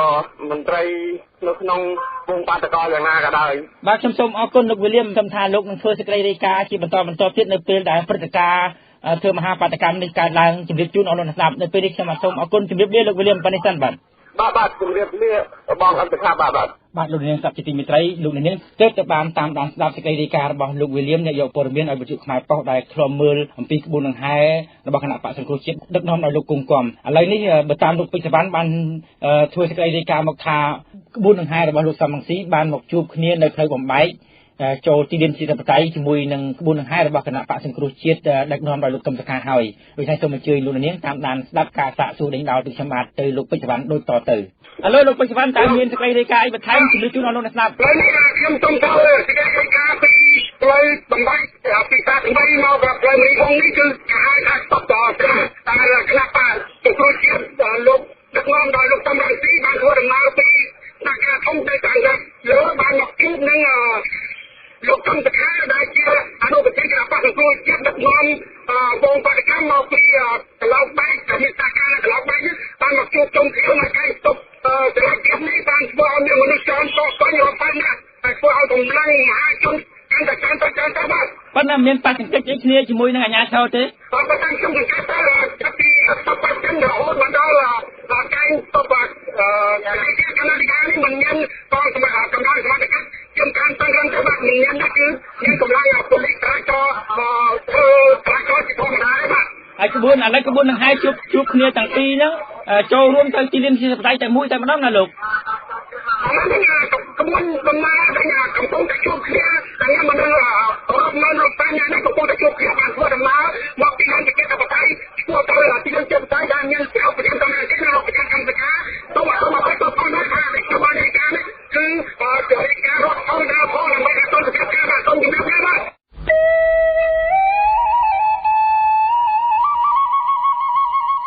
សេចក្តីរាយការណ៍បន្ថែមមួយទៀតហើយបន្ទាប់ពីក្បួនដង្ហែទាំង3បានចូលរួមគ្នានៅទីលានប្រជាធិបតេយ្យឥឡូវនេះលោកពេជ្រសវណ្ណកំពុងនៅក្បួនទីលានប្រជាធិបតេយ្យដូច្នេះខ្ញុំសូមជម្រាបសួរលោកពេជ្រសវណ្ណតែម្ដងបាទជំរាបសួរលោកអន្តរជាតិបាទឥឡូវនេះខ្ញុំបានមកដល់ទីលានប្រជាធិបតេយ្យដែលមានប្រជាពលរដ្ឋចូលរួមរាប់ម៉ឺនរាប់ពាន់នាក់កំពុងតែហូបកញ្ជ្រៀវស្ដាប់ពីការថ្លែងសន្និដ្ឋានរបស់លោកកម្មសិក្ខាស្ដីអំពីការមិនសុខចិត្តរបស់ប្រជាពលរដ្ឋដែលកំពុងតែទាមទាររកយុត្តិធម៌ដែលកំពុងតែទាមទាររកសន្លឹកឆ្នោតដែលមានគណៈកម្មការមួយឯករាជ្យឥឡូវនេះខ្ញុំបានជួបប្រជាពលរដ្ឋទំសេងដែលព្រះអង្គស្នាក់នៅវត្តដំណាក់ខេត្តសៀមរាបព្រះអង្គបាននិមន្តមកពីខេត្តសៀមរាបឥឡូវនេះព្រះអង្គនិមន្តមកចូលរួមនៅទីលានប្រជាធិបតេយ្យព្រះអង្គព្រះនាមបុត្រកុំតែងបានមានសន្និកាប្រាប់ខ្ញុំបានថាព្រះអង្គបានឃើញអាជ្ញាធរក៏ដូចជាមន្ត្រីសង្ឃបានមិនអោយព្រះសង្ឃចេញពីវត្តដូចជាមានវត្តលង្កាវត្តបទុមវត្តបណ្ណាឡំដើម្បីឲ្យបងប្អូនជឿច្បាស់ខ្ញុំនឹងបកគលទូរស័ព្ទនេះជូនទៅប្រិយមិត្តស្ដាប់នៅសន្និការបស់ព្រះគុណបុត្រកុំតែងសូមថ្លែងគុំព្រះអង្គសូមចម្រើនពរលោកញាតិញោមពុទ្ធបរិស័ទទាំងអស់ដែលកំពុងតែតាមដានស្ដាប់ព្រឹត្តិការណ៍ដែលកើតឡើងនៅក្នុងទីក្រុងភ្នំពេញនាព្រឹកថ្ងៃទី15ខែកញ្ញាឆ្នាំ2013នេះយើងឃើញថាមានមនុស្សជាច្រើនដែលបានមកចូលរួមធ្វើមហាបដកម្មទាមទារឲ្យមានការបង្កើតគណៈកម្មការឯករាជ្យដើម្បីស្វែងរកយុត្តិធម៌ជូនប្រជាជនប៉ុន្តែដោយឡែកអាជ្ញាធរមានសមត្ថកិច្ចបានរៀបរៀងយ៉ាងច្រើនជាពិសេសគឺចេញពីវត្តអារាមអាត្មាបានសង្កេតឃើញវត្ត2ដែលមានការចាក់តគឺវត្តលង្កាគឺចាក់តបាត់មិនអោយគេចេញហើយវត្តបទុមក៏បាត់មិនអោយតងលោកនិមន្តចេញដែរហើយវត្តឋានមិនបានបាត់ទៀតទេតែយកអាជ្ញាធរមានសមត្ថកិច្ចទៅរៀបរៀងទៅហាមឃាត់ដាក់នៅមុខវត្តមិនអោយគេចេញរួចហើយវត្តឧណឡំបាត់ខាងមានសមត្ថកិច្ចតែយើងអាចចេញរួចតាមផ្លូវគង់ហេមទៅជួយហើយតងបានចេញមកចូលរួមមិនច្រើនទេដោយសារមានការគម្រាមកំហែងនិងគៀបសង្កត់ពីមនុស្សពីរក្រុមគឺការគៀបសង្កត់ពីខាងក្នុងនិងការគៀបសង្កត់ពីខាងក្រៅការគៀបសង្កត់ពីខាងក្នុងគឺមានមន្ត្រីសង្ឃគឺមានគ្រូសូត្រឆ្វេងស្ដាំចៅតកាវត្តខំមានដល់ស្ដេចផងនៅក្នុងនោះរាជជាគណៈអីនៅក្នុងនោះក៏បានហាមឃាត់បន្តមិនឲ្យមកចូលរួមក៏ប៉ុន្តែបន្តលោកចេះតែអាចពុះពៀយកជាជំនាញបានមកចូលរួមបានយ៉ាងច្រើនកកផងដែរដោយឡែកបើយើងចេញផុតពីរបងវត្តមកគឺយើងឃើញមានអាជ្ញាធរមានសមត្ថកិច្ចចម្រុះគឺមានប៉ូលីស PM និងកងរាជអាវុធហត្ថបានដាក់បណ្ដាស់យ៉ាងក្រាស់យ៉ាងតឹងតែងមែនទែនហើយមិនមានការនិយាយតបអីទេហើយយើងចេះតែជំនះដោយចេញមកបានដោយឡែកទ្រមមកបានទៅដល់ស្ទឹងមានជ័យគឺអាត្មាបាននិមន្តតាមផ្លូវជាច្រើនទ្រមមកបានទៅដល់ហើយអាត្មាមកភ្នំពេញនេះក្នុងនាមជាអ្នករៀបចំក្រុមមន្ត្រីតងឬក៏ក្រុមបតងឯករាជ្យដើម្បីយុទ្ធសាស្ត្រសង្គមចូលរួមធ្វើសកម្មភាពណាដែលយុទ្ធសាស្ត្រសកម្មភាពណាដែលល្អសកម្មភាពណាដែលឆ្លុះបញ្ចាំងពីសន្តិភាពនិងយុទ្ធសាស្ត្រនៅក្នុងសង្គមខ្មែរជាពិសេសគឺខ្មែរចង់បានសេរីភាពប៉ុន្តែដោយឡែកការធ្វើពីអាជ្ញាធរមានសមត្ថកិច្ចនិងមន្ត្រីសង្ឃនៅក្នុងវត្តគឺជាអំពើមួយដែលក្រុមប្រសង់ឯករាជ្យមិនអាចទទួលយកបានអាត្មាគិតថានេះគឺជារបបយងខ្លួនព្រៃផ្សៃដែលតាមគម្រាមកំហែងគេទាំងយប់ទាំងថ្ងៃមិនអោយមនុស្សប្រុសស្រីមានសេរីភាពធ្វើកិច្ចការដើម្បីជួបវេទនាប្រទេសជាតិទេរឿងទាំងអស់នេះសូមបងប្អូនញាតិញោមពុទ្ធបរិស័ទទាំងអស់ទម្លាក់ការពីខ្លាចចូលទាមទារឲ្យមានការក្លាហានឲ្យមានភាពក្លាហានដើម្បីទាមទាររយុទ្ធសាស្ត្រសេរីភាពនិងសន្តិភាពជូនប្រទេសយើងហើយសូមញាតិញោមមេត្តាជ្រាបថាបើមានការគម្រាមកំហែងកាន់តែខ្លាំងសូមញាតិញោមមេត្តាចូលរួមឲ្យបានកាន់តែច្រើនកម្លាំងព្រាយបិសាចនឹងរត់ចេញពីទឹកដីកម្ពុជាហើយប្រទេសកម្ពុជាគឺជាកម្មសិទ្ធិរបស់កម្ពុជាប្រជាជនកម្ពុជាក្នុងនាមជាប្រជាពលរដ្ឋកម្ពុជាគឺមានសិទ្ធិនិងកាតព្វកិច្ចបំពេញកាតព្វកិច្ចរបស់ខ្លួនដើម្បីជួបវេទនារបស់ខ្លួនដើម្បីជួបវេទនាប្រទេសជាតិរបស់ខ្លួនសូមរដ្ឋកណាសូមក្រាបថ្វាយបង្គំព្រះអង្គតាមរយៈដែលព្រះអង្គមានសង្ឃដីកាអំបញ្ញមិញហ្នឹងឃើញថាអាជ្ញាធរបានរឹតបន្តឹងសិទ្ធិសេរីភាពប្រសង់នៅតាមវត្តអារាមមួយចំនួននៅក្នុងទីក្រុងភ្នំពេញកណាចង់ឲ្យព្រះអង្គមានសង្ឃដីកាបន្ថែមទៀតទាក់ទងទៅនឹងផ្លូវ អាណាចក្រឬពុទ្ធចក្រយ៉ាងដូចម្តេចដែរកណាចម្រើនពររឿងការអពុទ្ធនេះស្រុកខ្មែរយើងនេះគេរដ្ឋាភិបាលគេថាមុតមួយម៉ាត់ណាក៏គេនិយាយពីរឿងច្បាប់ដែរហើយមន្ត្រីរដ្ឋាភិបាលជាប្រទេសមានលោកនាយករដ្ឋមន្ត្រីខ្លួនឯងជាដើមនោះឲ្យតែហាមុតមួយម៉ាត់ណាមួយក៏និយាយពីរឿងច្បាប់ដែរពេលខ្លះមិនបានកន្លះម៉ាត់ផងមិនបានមួយម៉ាត់ផងកន្លះម៉ាត់ក៏គេដាក់ច្បាប់នៅក្នុងនោះដែរប៉ុន្តែមិនដឹងជាច្បាប់អីគេទេចម្រើនពរច្បាប់នេះតែជាច្បាប់ព្រៃផ្សៃដែលសល់មកពីចំនួនប្រពន្ធព្រោះមានតែលំរងាយនេះលោកហ៊ុនសែនខ្លួនគាត់ចូលនេះគឺជាពលពតតតម្ដងដោយសារថ្ងៃនេះគាត់បានត្រៀមខ្លួនធ្វើខ្លួនគាត់ជាពលពតតម្ដងហើយអាត្មា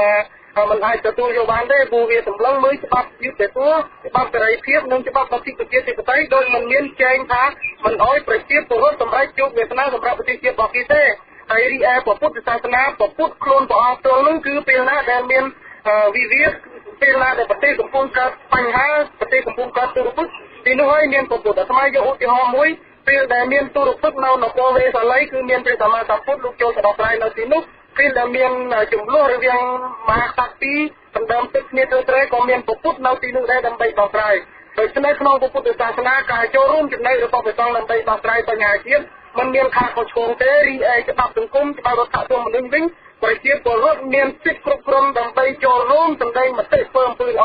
ចូលរួមសម្ដែងទាមទារយុត្តិធម៌ដើម្បីប្រទេសរបស់ខ្លួនមិនមានខាតខុសឆ្គងទេប៉ុន្តែខុសឆ្គងដោយសាររដ្ឋាភិបាលលោកហ៊ុនសែននេះបានបង្កើតច្បាប់ខុសឆ្គងមិនមែនច្បាប់នេះកើតមកដើម្បីអភិរក្សរក្សាជួយការពារប្រជាពលរដ្ឋទេច្បាប់ដែលរដ្ឋាភិបាលលោកហ៊ុនសែនបង្កើតមកនេះគឺដើម្បីគៀបសង្កត់ប្រជាពលរដ្ឋដើម្បីជិះជាន់ប្រជាពលរដ្ឋមិនឲ្យគេមានសិទ្ធិសម្ដែងមតិច្បាប់អស់នេះវានឹងត្រូវបានរំលឹកដល់លាទៅក្នុងពេលខ្លីនេះហើយព្រោះច្បាប់អស់នេះពិភពលោកទាំងមូលគេមិនអាចទទួលយកបានទេពិសេសប្រជាជនខ្មែរគេលែងខ្លាចហើយនៅនេះដើម្បីគម្រាមគេមិនឲ្យចេញមកធ្វើបាតកម្មមិនឲ្យគេបើកឡានមិនឲ្យគេដកម៉ូតូគេព្យាយាមដើរមិនឲ្យប្រតងចាញ់ពីវត្តចាក់តក្នុងវត្តប្រតងនិមន្តចាញ់ចូលតែបានឥឡូវនេះហើយយើងឃើញថាជោគជ័យច្រើនមែនទែនសូមអរគុណពលិចម្រើនបង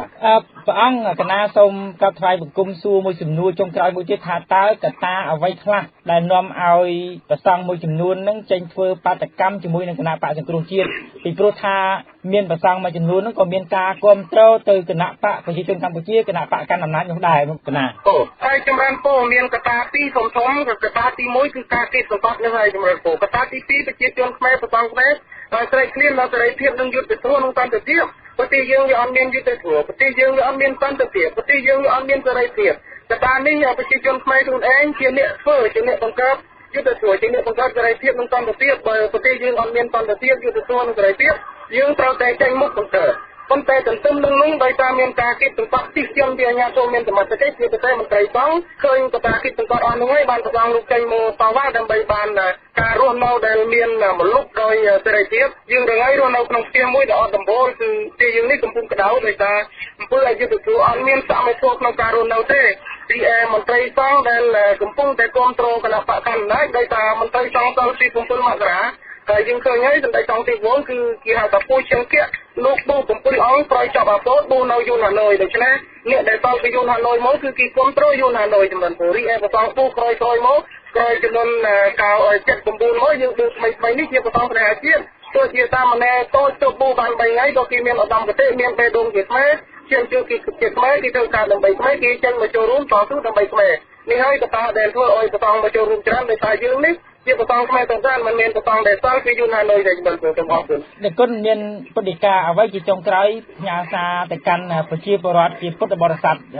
នៅក្នុងប្រទេសកម្ពុជាអាត្មាសូមចម្រើនពរដល់អស់លោកញាតិញោមពុទ្ធបរិស័ទថាដល់ពេលត្រូវបញ្ចប់របបផ្ដាច់ការនិងពេលបង្កើតសករាជថ្មីដើម្បីសម័យថ្មីសម្រាប់ប្រជាជនខ្មែរគឺញាតិញោមទាំងអស់គ្នាមេត្តាឈប់ពីខ្លាចទៅពេលនេះហើយពេលនេះជាពេលវេលាមួយដែលយើងទាំងអស់គ្នាត្រូវចេញទៅតាមដងផ្លូវហើយត្រូវធ្វើការតវ៉ាដើម្បីទៅយ៉ាងណាឲ្យប្រទេសយើងមានសន្តិភាពនិងមានសេរីភាពយុត្តិធម៌ឡើងវិញសូមឲ្យអាជ្ញាធរមានសមត្ថកិច្ចមេត្តារួមចំណែកដើម្បីកសាងប្រទេសជាតិយើងទម្លាក់អាវុធចូលទៅហើយស្វែងយកចាប់យកនៅប្រទេសដើម្បីធ្វើការឲ្យមានយុត្តិធម៌ហើយជាពិសេសសូមបិណ្ឌបាតនិងសូមរតនាសូមពិតទូលការប្រគំទូលចំពោះសង្ឃរាជនិងរាជាគណៈគ្រប់អង្គមេត្តានិមន្តបတ်គ្រានៅក្នុងម៉ាស៊ីនត្រជាក់ហើយទាំងឲ្យគឺស្រាប់ទៅបើព្រះអង្គមិនមានលទ្ធភាពធ្វើកិច្ចការសង្គមទេនិមន្តទៅក្នុងម៉ាស៊ីនត្រជាក់ដែលមានស្រាប់នឹងទៅហើយឲ្យប្រសងវីក្មេងវីរៈសង្ឃវីក្មេងធ្វើការដើម្បីប្រទេសជាតិរបស់ព្រះអង្គនេះគឺជាសារមួយដែលស្មាជូនដល់អាជ្ញាធរមានសមត្ថកិច្ចនិងប្រគេនចំពោះព្រះរាជគណៈដឹកនាំសង្ឃគ្រប់គណៈនុក្រមរបស់សម្រាប់ គណៈសូមក្រាបថ្វាយបង្គំលាព្រះអង្គមុននឹងក្រាបថ្វាយបង្គំសូមអរព្រគុណព្រះអង្គដែលបាន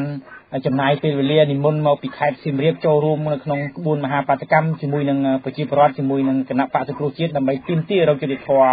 នៅថ្ងៃនេះបាទសូមជម្រាបសួរអស់លោកអ្នកស្ដាប់វិទ្យុខ្មែរប៉ុស្តិ៍ជាទីមេត្រីបាទនៅពេលនេះអ្នកយកព័ត៌មានយើងមួយរូបទៀតហើយកំពុងតែយកព័ត៌មាននៅខាងក្រៅបរិវេណទីលានប្រជាធិបតេយ្យថាតើចង់ដឹងថាអាជ្ញាធរមានសមត្ថកិច្ចធ្វើការគៀបសង្កត់ទៅលើពលរដ្ឋឬក៏ប្រសង់យ៉ាងណានោះសូមអញ្ជើញលោកអ្នកនាងតាមដានស្ដាប់ការសាកសួរពីបន្ទប់ផ្សាយខ្មែរប៉ុស្តិ៍ក្នុងទីក្រុងភ្នំពេញទៅកាន់លោកទៀងតចៈដែ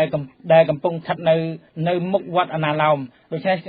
លោកកំពុងតែនៅលើខ្សែទូរស័ព្ទហើយខ្ញុំបាទសូមជម្រាបសួរលោកទៀងសច្ចៈបាទបងជួបជម្រាបសួរបង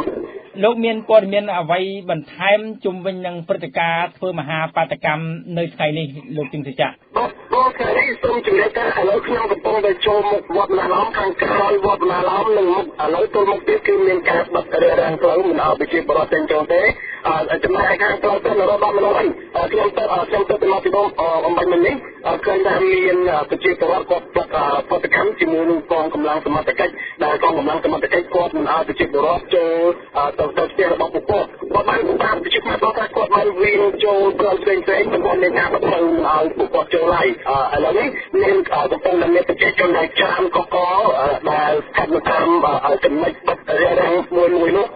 សម្ដែងការមិនពេញចិត្តខ្លួនគាត់មានការជេរបន្តិចជាមួយកងកម្លាំងសមត្ថកិច្ចផងបាទឥឡូវនេះសមត្ថកិច្ចប៉ះទង្គិចជាមួយនឹងក្រុមអ្នកភូមិដែលចូលទៅផ្ទះលំនៅឋានរបស់គាត់ឬមួយក៏សមត្ថកិច្ចប៉ះជាមួយនឹងក្រុមបាតកោធ្វើបាតកម្មបានសូមបញ្ជាក់បងបានថាសមត្ថកិច្ចមិនមែនប៉ះទង្គិចជាមួយនឹងកងបាតកម្មទេប៉ុន្តែសមត្ថកិច្ចកំពុងតែរាំងប្រជាពលរដ្ឋដែលគាត់មានលំនៅឋាននៅក្នុងទីដែលគាត់បាត់នោះបាទប្រជាជនបានសុំចូលប៉ុន្តែនៅតាមចំណុចមួយពុំមានការអនុញ្ញាតឲ្យចូលទេបាទប្រជាជនបានបោះទៅវិញដោយរអ៊ូគាត់សម្ដែងការមិនពេញចិត្តនៅចំណុចទឹកលោកដំទៅនោះវិញមានប្រជាពលរដ្ឋទទួលរាយជាមួយនឹងកងកម្លាំងសមត្ថកិច្ចដែលគាត់ផ្លាច់ជេរខ្លាំងដែលមានការបិទផ្លូវហើយគ្រប់ច្រកទាំងអស់ដែលគាត់ចូលនោះគឺពុំបានចូលទេបាទប្រជាពលរដ្ឋដែលផ្ទះមិនឲ្យគាត់ចូលផ្ទះសម្បែងរបស់គាត់ហ្នឹងតើមានប្រមាណគ្រួសារដែរលោកទៀងសច្ចៈបើតាមគិតពីទំហំផ្ទៃដីគឺខ្ញុំមិនអាចស្មានបានទេពីព្រោះថាឥឡូវខាងមុខវិញមុខវត្តណាឡោមក្រោយវត្តណាឡោមនិងគឺនរោត្តមនោះគឺបាត់ផ្លូវច្រើនអញ្ចឹងហើយប្រជាពលរដ្ឋនៅក្នុងផ្ទៃដីនេះអត់បានថាប្រមាណគ្រួសារទេបាទប៉ុន្តែមានចំនួនច្រើនណាបាទប៉ុន្តែដឹងថាមានចំនួនច្រើនចឹងក៏បានចូលគាត់បានបាទពេលនេះអាជ្ញាធរមិនទាន់ដោះស្រាយជូនគាត់ទេហើយតទីកន្លងចុះកន្លងឡើងជុំវិញនឹងដោយទៅប្រាប់នៅម៉ូតូនិងសម្លេងប្រជាពលរដ្ឋដែលកំពុងតែឈរនៅទីនេះបាទសម្រាប់ប្រជាពលរដ្ឋនៅតាមសងខាងផ្លូវឬក៏បាតកោដែលจะចូលរួមធ្វើបាតកម្មហ្នឹងគាត់នៅតែបន្តចេញដំណើរទៅចូលរួមធ្វើបាតកម្មឬមួយយ៉ាងម៉េចហើយចំពោះអាជ្ញាធរបិទផ្លូវបិទអីទាំងម៉ាស់ហ្នឹងតើពួកគាត់មានការត្អូញត្អែរយ៉ាងម៉េចហើយមានធ្វើការតវ៉ាប៉ះទង្គិចគ្នាអីពាក្យសម្ដីឬក៏ប៉ះទង្គិចគ្នាខាងរាងកាយអីទេបាទពុំមានដល់ការប៉ះទង្គិចគ្នាដល់រាងកាយនោះទេមុននេះបន្តិចគឺមានប៉ះទង្គិចគ្នាក្នុងពាក្យសម្ដីបន្តប្រជាពលរដ្ឋបានបន្ទោសរាយតែជេរខ្លាំងប៉ុន្តែសមត្ថកិច្ចសម្រាប់ប្រតិកម្មសពនោះទេបាទហើយសូមបញ្ជាក់ផងដែរថាបាតកោដែលទៅចូលរួមនៅក្នុងទីលានប្រជាធិបតេយ្យនៅផ្លូវទៅនរោត្តមនៅតែបន្តបន្ទុយគ្នាចូលមានន័យថាទាំងឡានទាំងម៉ូតូឃើញមនុស្សច្រើនណាស់បាទទៅចូលរួមនៅទីនោះបាទបើលោកប្រៀបធៀបមើលទំហំដែលពលរដ្ឋចូលរួមធ្វើបាតកម្មនៅថ្ងៃនេះមានលក្ខណៈស្មើនឹងការធ្វើឃោសនារកសម្លេងឆ្នោតកាលពីរដូវឃោសនាបោះឆ្នោតនោះទេឬមួយក៏តិចជាងឬច្រើនជាងបាទសូមបញ្ជាក់ថាការចូលរួមរបស់បាតកោទាមទាររកយុត្តិធម៌នេះគឺឃើញពួកគាត់មានចំនួនច្រើនមែនទែនចេញពីគ្រប់ច្រកបាទនៅកន្លែងដែលមានអាជ្ញាធររារាំងមិនឲ្យចូលផ្លូវបន្ទាប់ផ្លូវដែលមិនបានរារាំងផ្សេងច្រកកលុកកលិចផ្លូវសេនរោត្តមដែលចេញមកពីផ្សារថ្មីនោះគឺប្រជាពលរដ្ឋច្រើនណាស់បាទច្រើនចូលរួមផុសផុលមែនទែនហើយទំហំបាតកោចូលរួមនេះគឺច្រើនជាងការខែក្បួនឃោសនាគណៈបកទេបាទលោកមានបានសាកសួរអំពីទឹកចិត្តរបស់ពលរដ្ឋហ្នឹងទេថាតើប្រសិនបើមានបញ្ហាកើតឡើងអាជ្ញាធរគេបង្ក្រាបមិនឲ្យធ្វើបាតកម្មនៅថ្ងៃទី2ឬទី3ខាងមុខថាតើទឹកចិត្តរបស់គាត់យ៉ាងម៉េចដែរ ប្រជាពលរដ្ឋសម្ដែងនៅការពេញចិត្តស្រែកហូរសប្បាយខៀវខ្យានៅតាមដងផ្លូវដោយអ្នកខ្លះក៏ស្រែកថាសម្លឹកឆ្នោតខ្ញុំជីវិតរបស់ខ្ញុំលោកគោជបគឺជាចៅលោកពំទុតៃគឺជាចៅជាដើមសម្រាប់នេះពោពេញផ្លូវពោពេញផ្លូវប៉ុន្តែគុំមកបងដែរកងសមត្ថកិច្ចនៅជុំវិញវត្តភ្នំនេះគឺពុំមានច្រើនក៏ប៉ុន្តែខាងចេញពីវត្តភ្នំមានប្រហែលជា10-20នាក់ហើយនៅខាងផ្លូវទៅពេញរដំមានប្រហែលជា10នាក់ជាងប៉ុន្តែសូមបញ្ជាក់បងដែរថាតាមជាប់របស់ផ្លូវនីមួយៗចូលផ្ទះនាយករដ្ឋមន្ត្រីគឺមានកងកម្លាំងសមត្ថកិច្ចចម្រុះមានច្រើនណាស់បាទមួយកន្លែងយ៉ាងតិច20នាក់ជាងបាទអញ្ចឹងមានន័យថាកងកម្លាំងមានសមត្ថកិច្ចមានចំនួនតិចជាងបាតកោហើយចង់ដឹងថាតើការបិទច្រកហ្នឹងគេហុំព័ទ្ធទៅដោយមានដំបងឆក់មានខែលឬក៏មានបលាលុះអីបិទផ្លូវអញ្ចឹងហ៎ខ្ញុំសូមបញ្ជាក់ថាកន្លែងខ្លះគឺមានតាមមួយជាន់ដែរមានការប្រព័ន្ធតែកន្លែងខ្លះទៀតច្រើនគឺមាន2ជាន់មានរនាំងបិទផ្លូវផងនិងមានលុបបិទខាងក្នុងផងឥឡូវប្រជាជនកំពុងតែមើលមកច្រើនណាស់ដោយសារគាត់ប្រតិកម្មទៅនឹងការបិទផ្លូវនេះបាទប៉ុន្តែប្រជាពលរដ្ឋយើងមើលទឹកចិត្តមើលបើសិនជាបាតកម្មហ្នឹងមិនអនុញ្ញាតឲ្យថ្ងៃស្អែកទៀតតើគាត់នៅតែចូលរួមទៀតទេលោកមានបានសាកសួរទេនៅខ្ញុំមិនបានសាកសួរទេបាទលោកជុំបញ្ហានេះបាទខ្ញុំសូមអរគុណលោកទាំងសច្ចៈដែលបានធ្វើសេចក្តីរាយការណ៍បន្ថែមជម្រាបជូនដល់លោកអ្នកស្ដាប់ជម្រាបលាបាទសូមអរគុណមកជម្រាបលាបាទជម្រាបសួរលោកពេជ្រសវណ្ណបាទជម្រាបសួរលោកសវណ្ណទី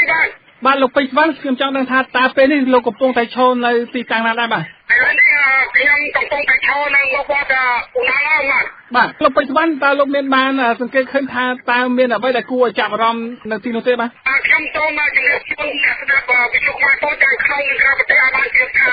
នៅមុននឹងបន្តិចលោកតាមរយៈក៏ដូចជាលោកកម្មសខាបានចុះពីលើវិទ្យុមកសួរបងប្អូនប្រជាពលរដ្ឋដែលជាបាតកោនៅកណ្ដាលទីលានប្រជាប្រដ្ឋលោកទាំងពីរបានធ្វើដំណើរឆ្ពោះមកវត្តបទុមវតីមានបារាច្រើនជាន់ដែលមានកងកម្លាំងអាវុធមានតែប៉ូលីសនិងគេអង្គបានឃាត់មិនមកប្រជាពលរដ្ឋចូលហើយទន្ទឹមនោះក៏មានការបាក់ជាបាត់បីគ្នាទៅជួយក៏ក្រោយមកកម្លាំងបាក់ចូលទៅលោកតំរាំងទីនិងលោកកម្មសុខាក៏បានចូលទៅដល់មុខយ៉ាងហើយប្រជាពលរដ្ឋយើងទុកសង្កត់ក្រុមយុវជនបានសម្រុកចូលទៅមុខយ៉ាងហើយលោកតំរាំងទីក៏បានលិទ្ធជង្គង់អង្គុយជាប្រអន្តរការនេះបាទហើយក៏មានប្រជាពលរដ្ឋអង្គុយស្វឹងស្មាតហើយក៏បានបួងសួងឲ្យប្រជាពលរដ្ឋនិយាយតាមឥឡូវហ្នឹងប្រជាពលរដ្ឋនៅនឹងលោកតំរាំងទីនេះក៏វល់ត្រឡប់មកវិញដោយសុវត្ថិភាពហើយឃើញថារនាំងដែល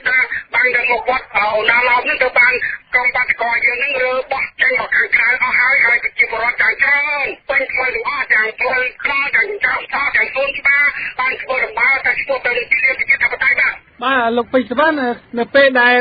ក្រុមបាតកោសម្រុកចូលទៅខាងមុខព្រះបរមរាជវាំងហើយមុននឹងទៅដល់នោះគឺប៉ះទៅនឹងរបាំងរារាំងរបស់អាជ្ញាធរលោកមិញបានជម្រាបថាមានកងកម្លាំងប្រដាប់អាវុធមាន PM មានប៉ូលីសហ្នឹងគេនៅឈរកាក់ទប់នៅខាងមុខវត្តណាឡោមនោះខ្ញុំចង់ដឹងថានៅពេលដែលបាតកោបានរើរនាំងផ្លូវចេញតើអាជ្ញាធរមានបានប្រើអំពើហិង្សាទៅលើបាតកោទេបាទតាមការគិតរបស់ខ្ញុំស្ទើរឥឡូវនេះឃើញថាអាជ្ញាធរដែលដូចជាគាត់ជាខ្មែរគាត់ជាជាខ្មែរហើយបងប្អូនដែលជាបាតកោនេះក៏ជាខ្មែរឃើញថាគាត់មានការធូរស្បើយហើយគាត់អនុញ្ញាតឲ្យពលករឬទៅស្រេចតែចិត្តកុំឲ្យមានការមិនបានប៉ះពាល់ទៅលើវងបាតកោទេបាទបាននិយាយថាកងកម្លាំងប្រដាប់អាវុធក៏គាត់មានការណែនាំដល់ប្រជាពលរដ្ឋខ្មែរតែកំពុងតែទាមទាររកយុត្តិធម៌ក៏ដូចជាឲ្យមានអង្គការមួយដែលមានឯករាជ្យភាពស្វែងរកតំណែងឆ្នោតជូនប្រជាពលរដ្ឋមិនដូចទេប្រជាពលរដ្ឋទូទាំងប្រទេសនឹងធ្វើបាតកម្មទូទាំងប្រទេសជាបន្តទៀតបាទហើយខ្ញុំសូមបន្ថែមតិចទៀតនៅពេលនេះបងបាតកោកំពុងតែដើរយ៉ាងក្លាហានស្វាហាប់ក៏ប៉ុន្តែមានជនហោះពីលើនឹងចំនួន2ដងហើយគឺជនហោះកតុំរុយហ្នឹងគេហៅថាកតុំរុយហ្នឹងហោះទៅវិញទៅមកធ្វើឲ្យបាតកោយកហូរកញ្ជៀវហើយចង្អុលទៅជនហោះហ្នឹងទៀតបាទខ្ញុំចង់ដឹងថាទឹកចិត្តរបស់បាតកោដែលចូលរួមធ្វើបាតកម្មនៅថ្ងៃនេះអត់មានទឹកចិត្តភ័យខ្លាចអ្វីចំពោះកងកម្លាំងប្រដាប់អាវុធអីទេបាទតាមទឹកចិត្តទៅបាទឃើញថាទឹកចិត្តរបស់ប្រជាពលរដ្ឋជាពិសេសយុវជនហ្នឹងហាក់ដូចជាកម្លាំងទឹកមួយដែលបាក់ទំនុកហើយបើយើងប្រៀបធៀបទៅជាកន្លងលោកtuaនេះឥឡូវហ្នឹងឃើញថាមិនខ្លាចកម្លាំងរបស់អាជ្ញាធរដែនដីទេជាពិសេសមានជនហោះរត់ខាងកតុំរុយហ្នឹងហោះទៅវិញទៅមកយ៉ាងណាក៏ដោយក៏កម្លាំងពលបាតកោយើងហ្នឹងដើរដោយមិនខ្លាចយ៉ាងណាអ្វីទាំងអស់បាទលោកពេជ្រសវណ្ណនៅចុងក្រោយនេះតើលោកមានអ្វីបន្ថែមទៀតទេបាទខ្ញុំមានពាក្យពេចន៍បន្ថែម ទៀតជូនឲ្យបងប្អូនប្រជាពលរដ្ឋខ្មែរទាំងក្នុងខេត្តប្រទេសកុំព្រួយបារម្ភថាគណៈបកសង្គ្រោះជាតិមានភាពទន់ជ្រាយឃើញថាប្រជាពលរដ្ឋឥឡូវនេះគេមិនដូចមុនទេឃើញថាប្រជាពលរដ្ឋមានកម្លាំងពុះកញ្ជោជាពិសេសកម្លាំងយុវជនតែម្ដងដែលបានធ្វើបាតកម្មនេះតើគ្រប់ច្រកល្អឥឡូវនេះកំពុងតែដើរគ្រប់ច្រកល្អទៅផ្លូវមាត់ទន្លេនេះឃើញថាពោពេញទៅដោយបាតកម្មល្អបាទលោកពេជ្រសវណ្ណខ្ញុំសូមអរគុណលោកពេជ្រសវណ្ណដែលបានធ្វើសេចក្តីរាយការណ៍ពីមុខវត្តឧណ្ណាឡោមក៏ដូចជានៅមុខព្រះបរមរាជវាំងចំពោះសកម្មភាពរបស់ក្រុមបាតកោដែលធ្វើដំណើរទៅកាន់ព្រះបរមរាជវាំងខ្ញុំសូមជម្រាបលានិងសូមអរគុណលោកពេជ្រសវណ្ណបាទខ្ញុំជម្រាបលាបាទខ្ញុំសង្ឃឹមថានឹងមានការអ្វីកើតឡើងខ្ញុំនឹងរាយការណ៍ជូនទៅឲ្យបងប្អូនខ្មែរស្ដាប់ជាបន្តទៀតបាទសូមជម្រាបលាបាទជម្រាបសួរលោកទៀងសច្ចៈបាទលោកស្វាមីទេបាទបាទលោកទៀងសច្ចៈឥឡូវខ្ញុំបានទទួលព័ត៌មានថានៅខាងមុខវត្តឧណ្ណាឡោមកំពុងតែមានភាពមិនប្រក្រតីហើយឥឡូវនេះដោយសារតែលោកកំពុងតែឈរជើងនៅទីនោះខ្ញុំចង់ឲ្យលោកជួយជម្រាបថាតើមានព្រឹត្តិការណ៍អ្វីកើតឡើងនោះបាទមុននេះបន្តិចបាទគឺមានប្រជាពលរដ្ឋតែគាត់មានផ្ទះនៅក្នុងការហៅគាត់នោះគាត់សុំចូលប៉ុន្តែកម្លាំងសមត្ថកិច្ចមិនអនុញ្ញាតឲ្យចូលហើយប្រជាពលរដ្ឋកាន់តែចាំឡើងប្រមូលផ្ដុំគ្នាឥឡូវគឺមានសមត្ថកិច្ចតាមគ្រប់ឲ្យស្ដាយដល់ចំនួនប្រហែលជា20គ្រាប់បាទហើយចាំមកទៀតយើងឃើញមានសកម្មជនដាក់សង្គ្រោះជាតិគាត់ខកដែរទេគាត់មកប្រាប់ប្រជាពលរដ្ឋថាសូមជួយបានអីទៅគឺថាគេនឹងគុំគេដាក់សង្គ្រោះជាតិក៏ប៉ុន្តែសូមបញ្ជាក់ថាប្រជាពលរដ្ឋនោះគាត់បាននិយាយខ្លាំងទៅលើសកម្មជនគណៈបកសង្គ្រោះជាតិទៅមហាពលគាត់ថាគាត់គឺជាពលរដ្ឋគាត់មិនចាក់ទងនឹងគណៈបកទេប៉ុន្តែគណៈបកទឹកលើជាតិខ្លាំងមិនឲ្យគាត់ចូលចាស់គឺជាបញ្ហាគាត់ឥឡូវនេះប្រជាពលរដ្ឋកំពុងតែគុកដំថ្មទៅដាក់កម្លាំងសមត្ថកិច្ចផងដែរបាទសូមចាត់ផងថាកម្លាំងសមត្ថកិច្ចបានបាញ់ទឹកនៅពេលដែលគាត់បានបកស្រាយផ្សាយបាទលោកទៀងសច្ចៈតើលោកមានបានឃើញថាមានប្រជាពលរដ្ឋបានរងគ្រោះនៅក្នុងហេតុការណ៍នោះទេបាទបាទសូមបញ្ជាក់ថាមានប្រជាពលរដ្ឋរងរបួសនៅក្នុងហេតុការណ៍នេះផងដែរបាទនៅពេលដែលកម្លាំងសមត្ថកិច្ចបានបាញ់ទឹកទៅលើប្រជាពលរដ្ឋបាទបាទអរគុណលោកទៀងសច្ចៈខ្ញុំចង់ជម្រាបសួរលោកមួយទៀតថាមកដល់ពេលនេះតើកម្លាំងសមត្ថកិច្ចដែលកំពុងតែធ្វើប្រទេសជាមួយនឹងប្រជាពលរដ្ឋដែលគេចង់ទៅលំនៅឋានរបស់គេនៅក្នុងនោះហ្នឹងឥឡូវស្ថានភាពហ្នឹងកំពុងងាកទៅរកភាពត្រជាក់ឡើងវិញឬក៏កំពុងតែក្តៅកគុកឡើងបាទនៅពេលនេះកំពុងតែក្តៅកគុកបាទដោយសារតែប្រជាពលរដ្ឋដែលគាត់មាននៅខាងក្នុងនោះគាត់បានប្រាស្រ័យគាត់គុកកំសហើយគាត់តវ៉ាគាត់ទីមទៅមកអាជ្ញាធរបាត់គាត់ចូលផ្ទះវិញបាទចំពោះសមាជិកវិញពុំទាន់មានដំណោះស្រាយណាមួយឬក៏មានអ្នកណាមកចរចាជាមួយពួកគាត់ដល់ទេបាទប៉ុន្តែសូមចាត់ការពីនេះក៏កំពុងតែមានការគុកកំសឲ្យដាក់កម្លាំងសមត្ថកិច្ចផងដែរបាទលោកទៀងសច្ចៈតើលោកមានដឹងថាហេតុអ្វីបានជាអាជ្ញាធររារាំងមិនឲ្យប្រជាពលរដ្ឋចូលទៅកាន់នៅឋានរបស់គាត់នោះទេចំពោះខ្ញុំអត់ដឹងថាហេតុអ្វីទេប៉ុន្តែការរារាំងផ្លូវនេះគឺមានតាំងពីព្រឹកព្រលឹមមកម្លេះបាទសូមចាត់ថានៅកន្លែងនេះគឺជាកន្លែងដែលប្រជាពលរដ្ឋនៅបាត់កោគាត់បានលើកសម្លាញ់លូហើយនឹងការពិគ្រោះហ្នឹងគឺជាកន្លែងសល់ម្ដងអាចតែការហានទៅពេលនេះបាទបាទលោកទៀងសច្ចៈតើលោកមានអ្វីបន្ថែមទៀតទេបាទនៅពេលនេះខ្ញុំបានមានបងមានណាត់មកបញ្ចប់ពីការខ្ញុំនឹងទៅតំណទីបាទអរគុណលោកទៀងសច្ចៈបាទបាទអរគុណជំរាបលាបាទ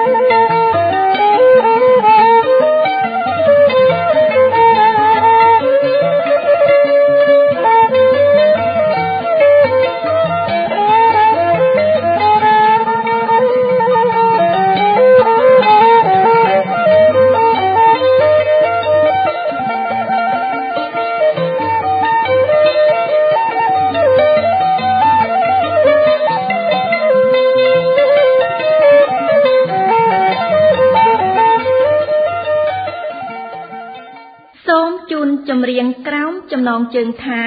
ម្ដាយនឹកកូនណាស់ជាបទភ្លេងមហោរីលំនាំបទដងអូ និពន្ធទំនុកច្រៀងដោយលោកសេងសយហៅលោកតាស្បៃវែងច្រៀងដោយអ្នកនាងមាសវ៉ារីដូចតទៅ